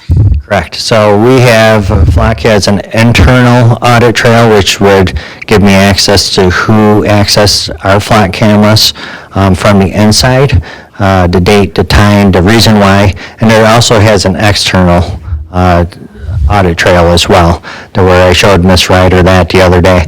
Flock had also came out with a public transparency portal. This department, we have nothing to hide. It shows who we share with, who shares with us, and the reasons why we, Grambling Township, accessed the Flock system, including a complaint number, a reason why, and with the date. I am able to see what officer, on the public side, it will not give you what license plate was ran, because it could be an active investigation. So does it also create a log that you can see in that portal for any external access that some other agency would want? That is internal only on that Flock transparency portal. Okay. I have access to the external ones that we share with. Okay. Very good. Yes, Ms. Hugo? So I've had a lot of people contact me regarding the Flock cameras and wanting more information. I did a ride-along, and there was a stolen vehicle, and I said, was that because of Flock? Is that how they found it? Yep. My dad has Alzheimer's. If my dad goes missing, and Flock can help me, that would be great. As far as the recognition, the photo that it gets, a still photo, does it do any facial recognition at all? Or is it strictly on the car? Because I read a little bit about it, and a lot of vehicles can be identified, like down to the rust that's on a part of their vehicle, correct? Correct. So it takes an image of the side of the vehicle or the rear side of the vehicle. So nobody, we cannot tell who is driving that vehicle or who is a passenger in there. So it's from the rear of the vehicle. Right. So where you see the cameras Capturing the placed, it's capturing the cars as they drive past, and it's Correct. on the back of the car. Yes. Thank you. Yep. Okay. Mr. White? Just, if other agencies outside of local government want access to this, are they required to get a warrant? No, so they do not have a warrant. And if you want to search someone's phone records, what do we have to get? So if we want to search somebody's phone records, we would have to get a search warrant for that. It's not quite the same as, yeah, I recognize my phone, tracks me everywhere I go, but you still have to go in front of a neutral detached magistrate, see what my phone records are, and we don't have that. But that's a different expectation of privacy, to where a public vehicle on a public roadway is open to the public, and the Supreme Court has said that there's no expectation of privacy while you're in public, and there's also no expectation of privacy in a license plate. What did you say the second part? There's no expectation of privacy in a license plate. I just, again, I know my phone tracks me, but I'm not necessarily a vulnerable person that could be harmed by that if we have undocumented people that are afraid. And we haven't seen a big influx of ICE in this community yet, so I don't know that we're safe enough to say absolutely they aren't able to access this without our knowledge. Because things are different in other states right now, and people are being picked up, and I can't have on my conscience that I would support something that would put a population that I'm not a part of at risk, an interest of the safety of our community. I value everybody's, the conversation needs to stay here at the board dais, I'm sorry. If you have, I don't mean to be rude, but our board meetings are a meeting for the board here. Public comment already happened, so if you have concerns, what have we, ask that you can voice those after the meeting or email us or call us. But I appreciate our board members' concerns, and, you know, I'll be voting in favor of it, but I think, you know, I understand the concerns, and I believe that some safeguards in place, hopefully, you know, the whole issue of privacy really is something that is evolving, you know, whether it's, you know, the cameras that various stores have, what have you, and, you know, I think that safeguards need to be put in place for a lot of things, but what I've seen happen in terms of crime solving and the checks and balances, for me, I think, outweigh the benefits outweigh the concern right now, but I can understand people that have opposite opinions as well, but. Yeah, same here. With that, yes. Roll call. Yes, please. Trustee Ryder. No. Trustee Hugo. Yes. Trustee White. No? Myself, yes. Supervisor Bennett. Yes. The motion is 3-2. It does not have 4 votes. Therefore, the matter falls. For the That's not the case. It's a majority, majority. This I believe. general item, and so it is a majority of the members present, and so I believe a 3-2 is an affirmative vote. I stand corrected by our attorney. Okay. Thank you very much, man. Okay, thank you, Chief. Mr. Chubb. Okay, the matter does pass. Okay. Item C, the board will consider a motion for approval regarding zoning case number 674U, amending zoning ordinance section 5.2 accessory structure square footage requirements. We have with us our planning and zoning administrator, Mr. Jeremy Smith. Good evening. Good evening. So this is for 674U zoning text amendment at the February 5th meeting of the Planning Commission for the section 5.2 to amend accessory structures for the square footage requirements. The Planning Commission recommended approval of the Township Board of Trustees with an 8-0 vote. Planning and Zoning Department would also recommend a motion for approval of the above-mentioned text amendments as presented. In your packets, you have a memorandum from our planning consultants, Gifford Webster, introduction, summary, and the current ordinance as it sits today. In that, you can see the strikeout in red and the additions in blue. On page 2, the chart is the bulk of what we are discussing this evening. There was a variance request that was done for a gentleman that had 50-plus acres, and he was upset that he could not have a barn at the size that he was requested. He was granted that variance. Since then, I've had multiple requests from other residents with larger tracts of land in order to have more buildings and more square footage allotments.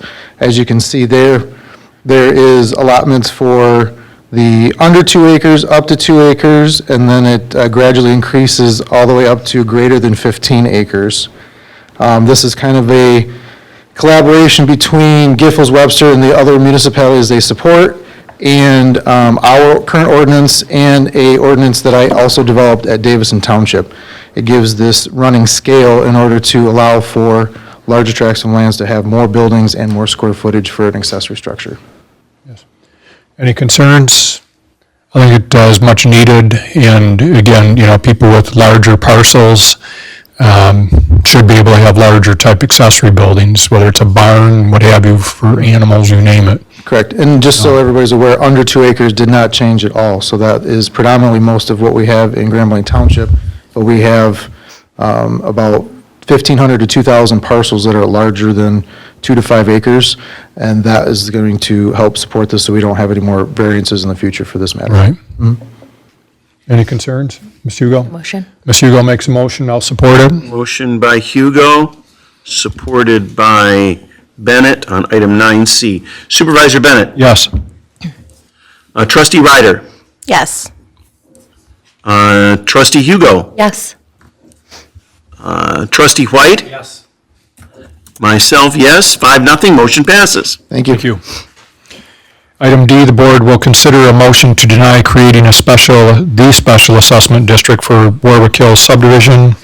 It's below the 51% required for a SAD to be created per our SAD policy.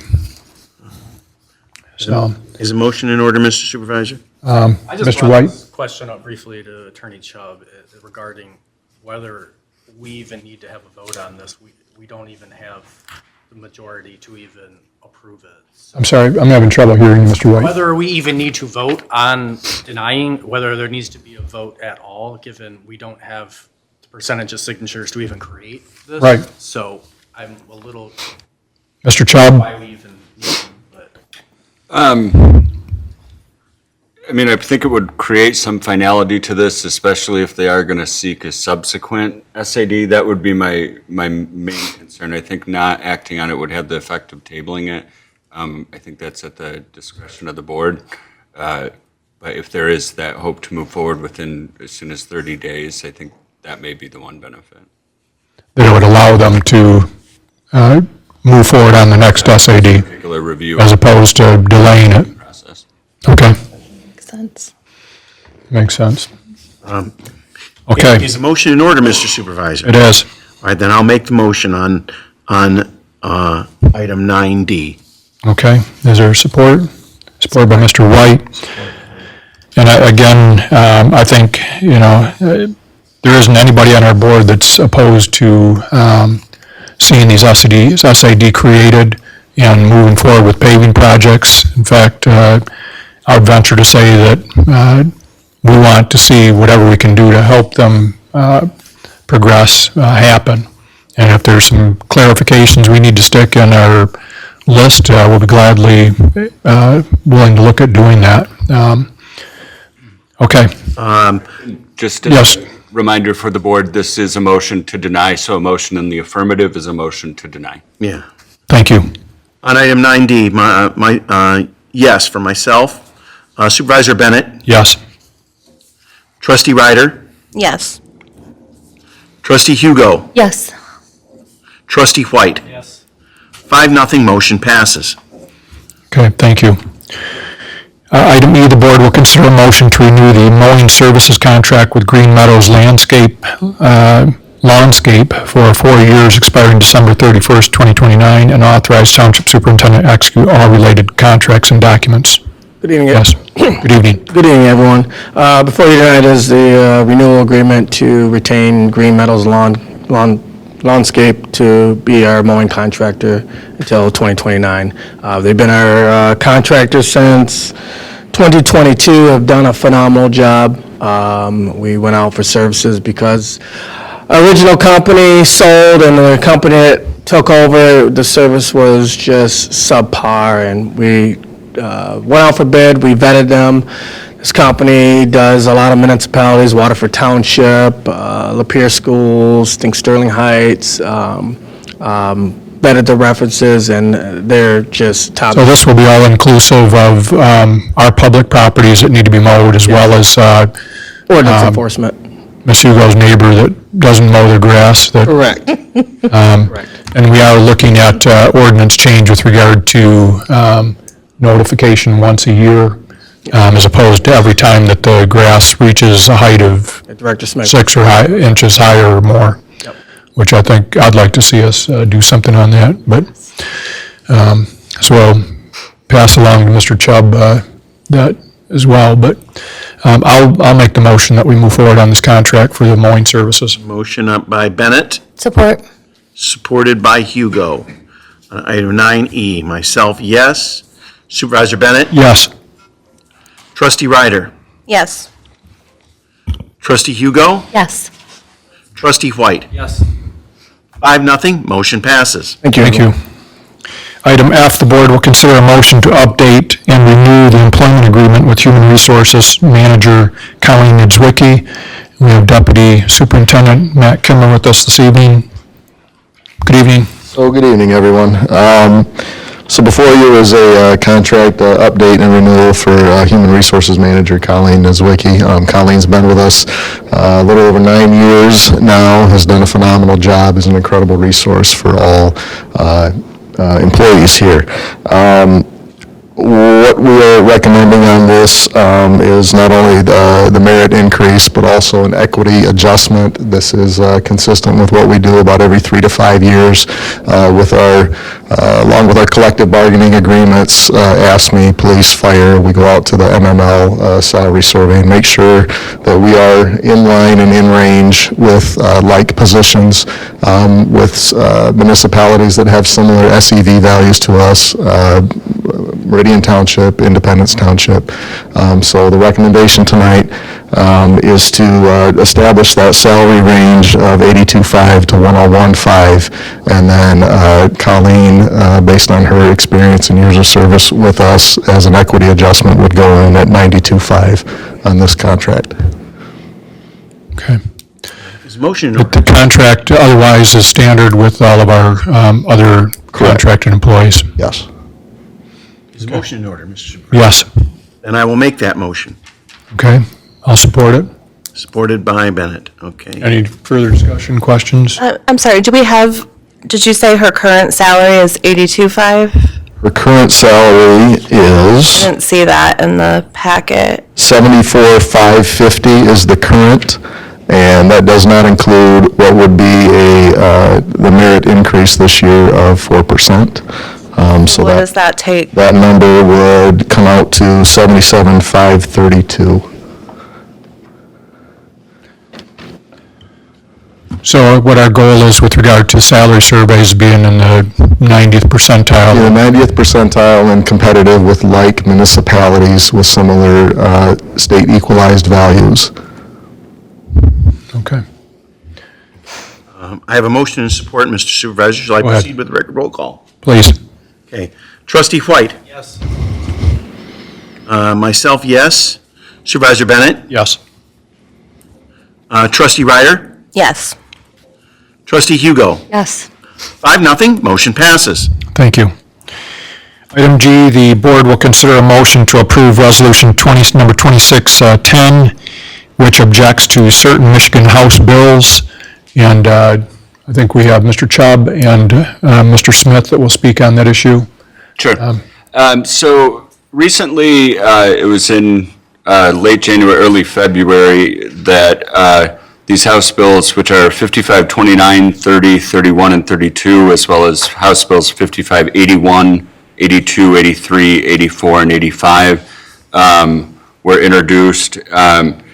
And what they do is they very dramatically change the Michigan Zoning Enabling Act to the extent that it's caused severe concern at the state level from the Michigan Township Association as well as from local organizations. And so, and like Southeastern Michigan Council of Governors, for example, several other collective municipal groups have objected to these bills. And so what the Zoning Enabling Act does generally is it creates a process to allow us as a municipality to look at our local characteristics, our geography, all of the different things that you would normally look at to do our planning, and to say, okay, we should have minimum lot sizes of certain sizes, you know, like most communities, I think currently, some of mine are as large as 24,000 square feet for a residential single-family lot. But you get to look at your individual characteristics, and it includes the composition of the community, but as well as, like I said, the geographic features, things of that nature. But it also importantly applies for us creating the process for variances from that. And so if there is a unique circumstance where the property owner believes that they don't fall within the local ordinance that we've created, they can go to our zoning board of appeals. They can explain under the standards that we've set. It'll be reviewed by Jeremy and myself, depending on the circumstances, and then ultimately determined by the zoning board before coming before this board. What this does is essentially largely eliminates that process in a lot of certain important aspects, and creates all of the limits at the state level and without the type of your traditional options for variances. And it universally across the state imposes some incredibly small setbacks and lot size limits. And so first it imposes that we can locally impose a minimum size of a home not greater than 500 square feet. That's a very small home.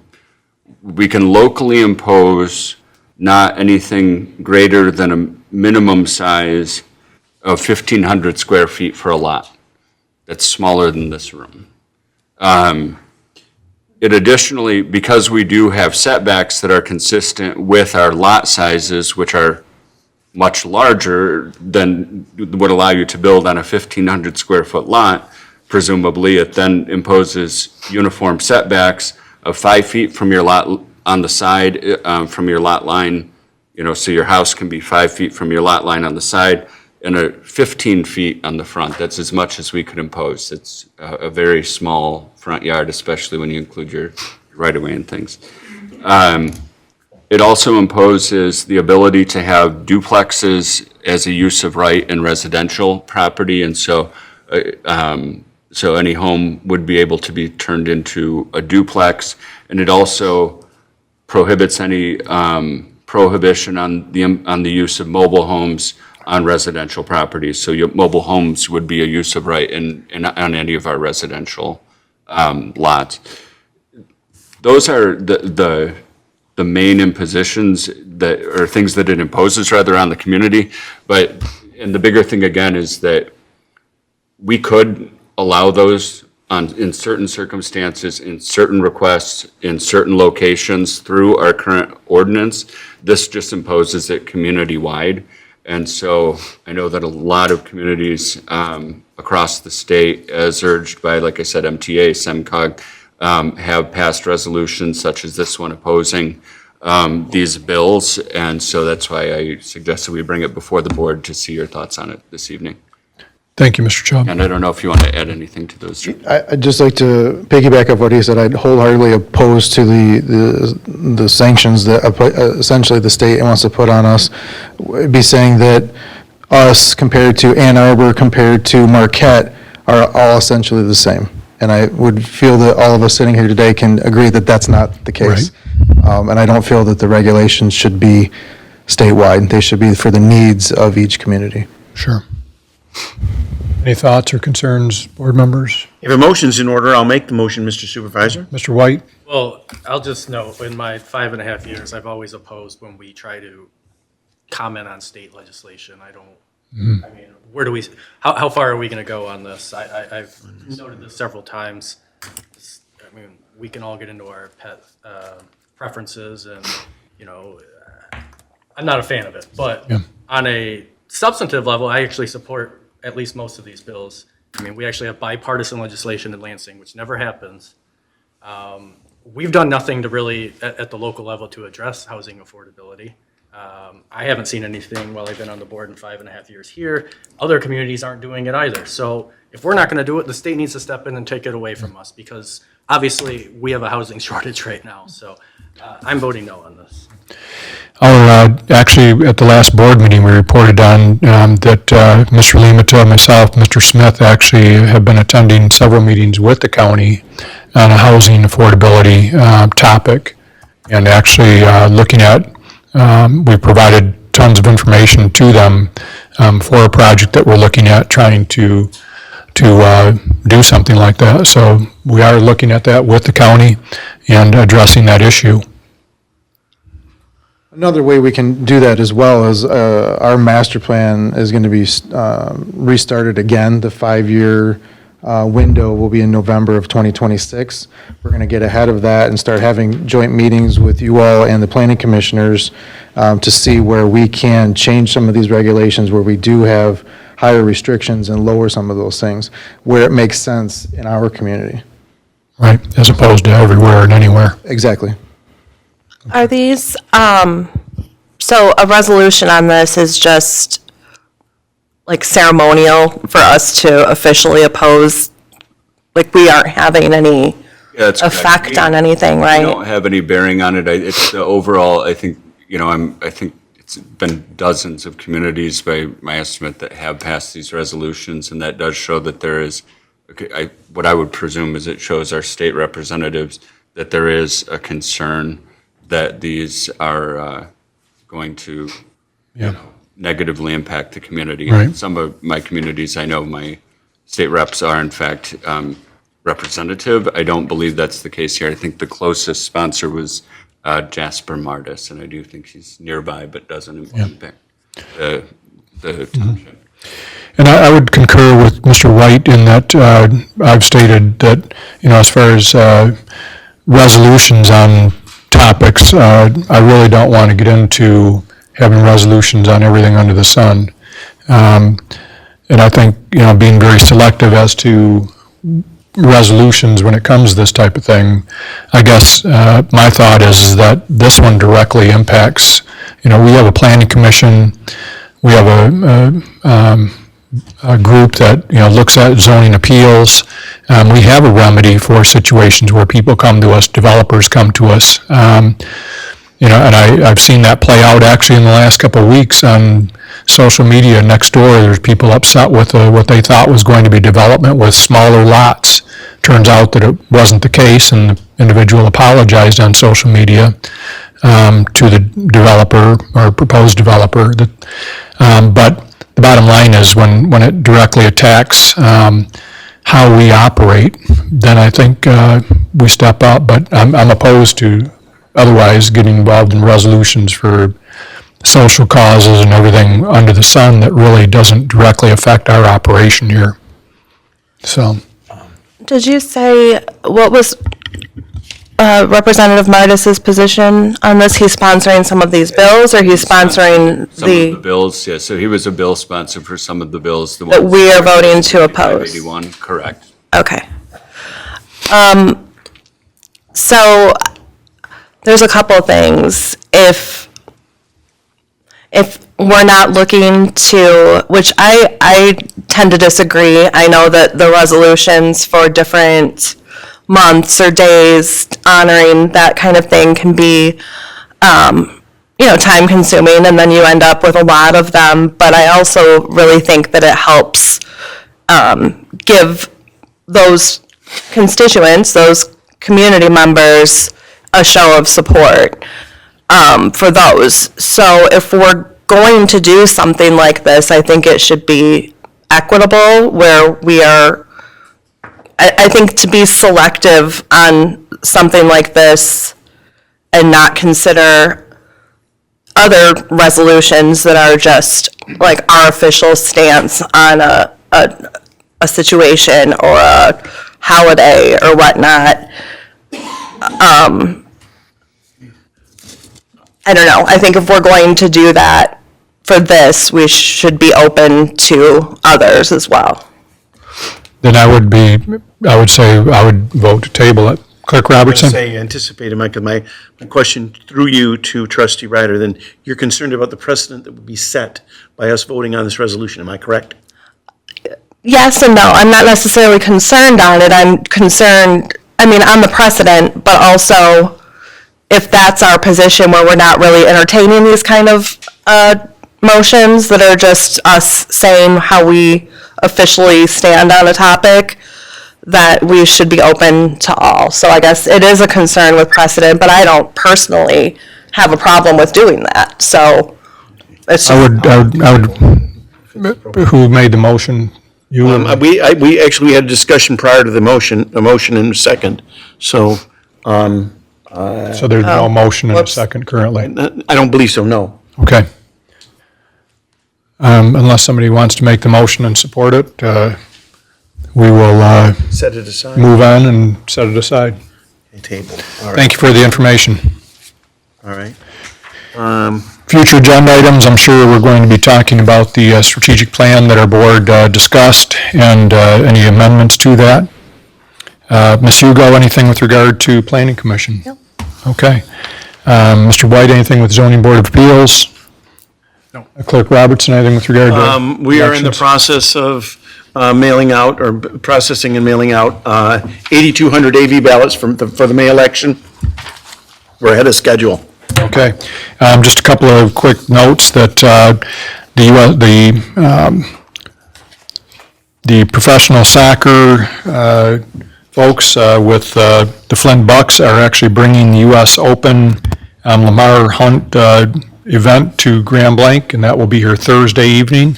And I'd entertain seeing all of you there. It's going to be sunny and 70, I heard, but which the weather can change overnight.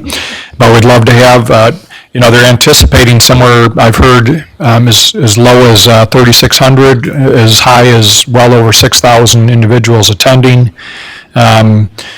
Just looking at the economic impact of 3,600 people attending, we're looking at well over $300,000. And those are dollars that can be tracked with our hotels and what have you. So really good for our community, and I appreciate the Flint Bucks bringing that and bidding on having that tournament here in the Grand Blanc community. Just a couple other things real quick. We have actually coming up, if anybody's interested or concerned with data centers, I know that's a topic that our Planning Commission is researching. Wednesday, March 18th from 5 to 7 p.m. University of Michigan is hosting a policy discussion on that, and they have a variety of people being represented and interests being represented, everything from legislatively to Drain Commission, what have you.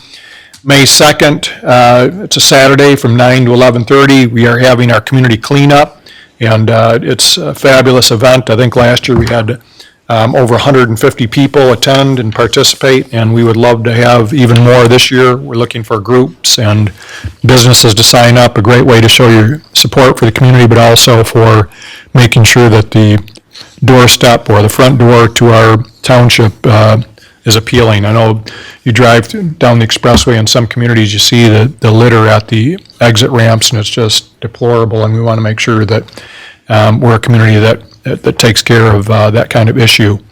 And then finally, the potholes that you see in your roads, I would recommend going to the Genesee County Road Commission, GCRC, to their website, and they have a pothole reporter, and basically you can click on the map that highlights the area where the pothole is and put your email address in, and they will respond back to you when that situation's been remedied. It can be for any kind of thing, animals on the side of the road, dead animals, what have you.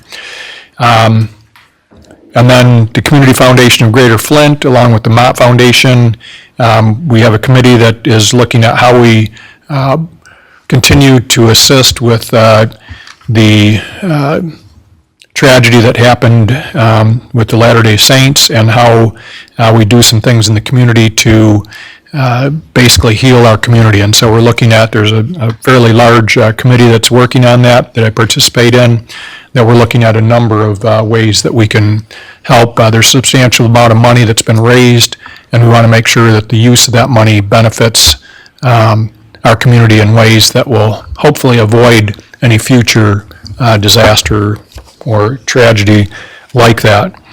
With that, just a comment that we wish everybody a happy St. Patrick's Day, what's left of it yet today, and we appreciate everybody giving their input.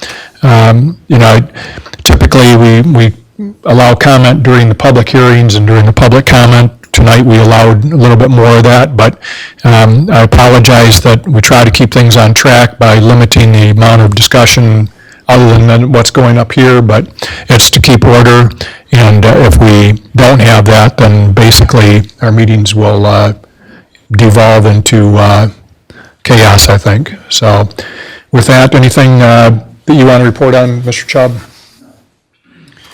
Okay, with that, our next meeting is March 31st, so I'll make the motion to adjourn. And supported by Robertson, we are adjourned. All those in favor say aye. At 8:18 PM. Thank you.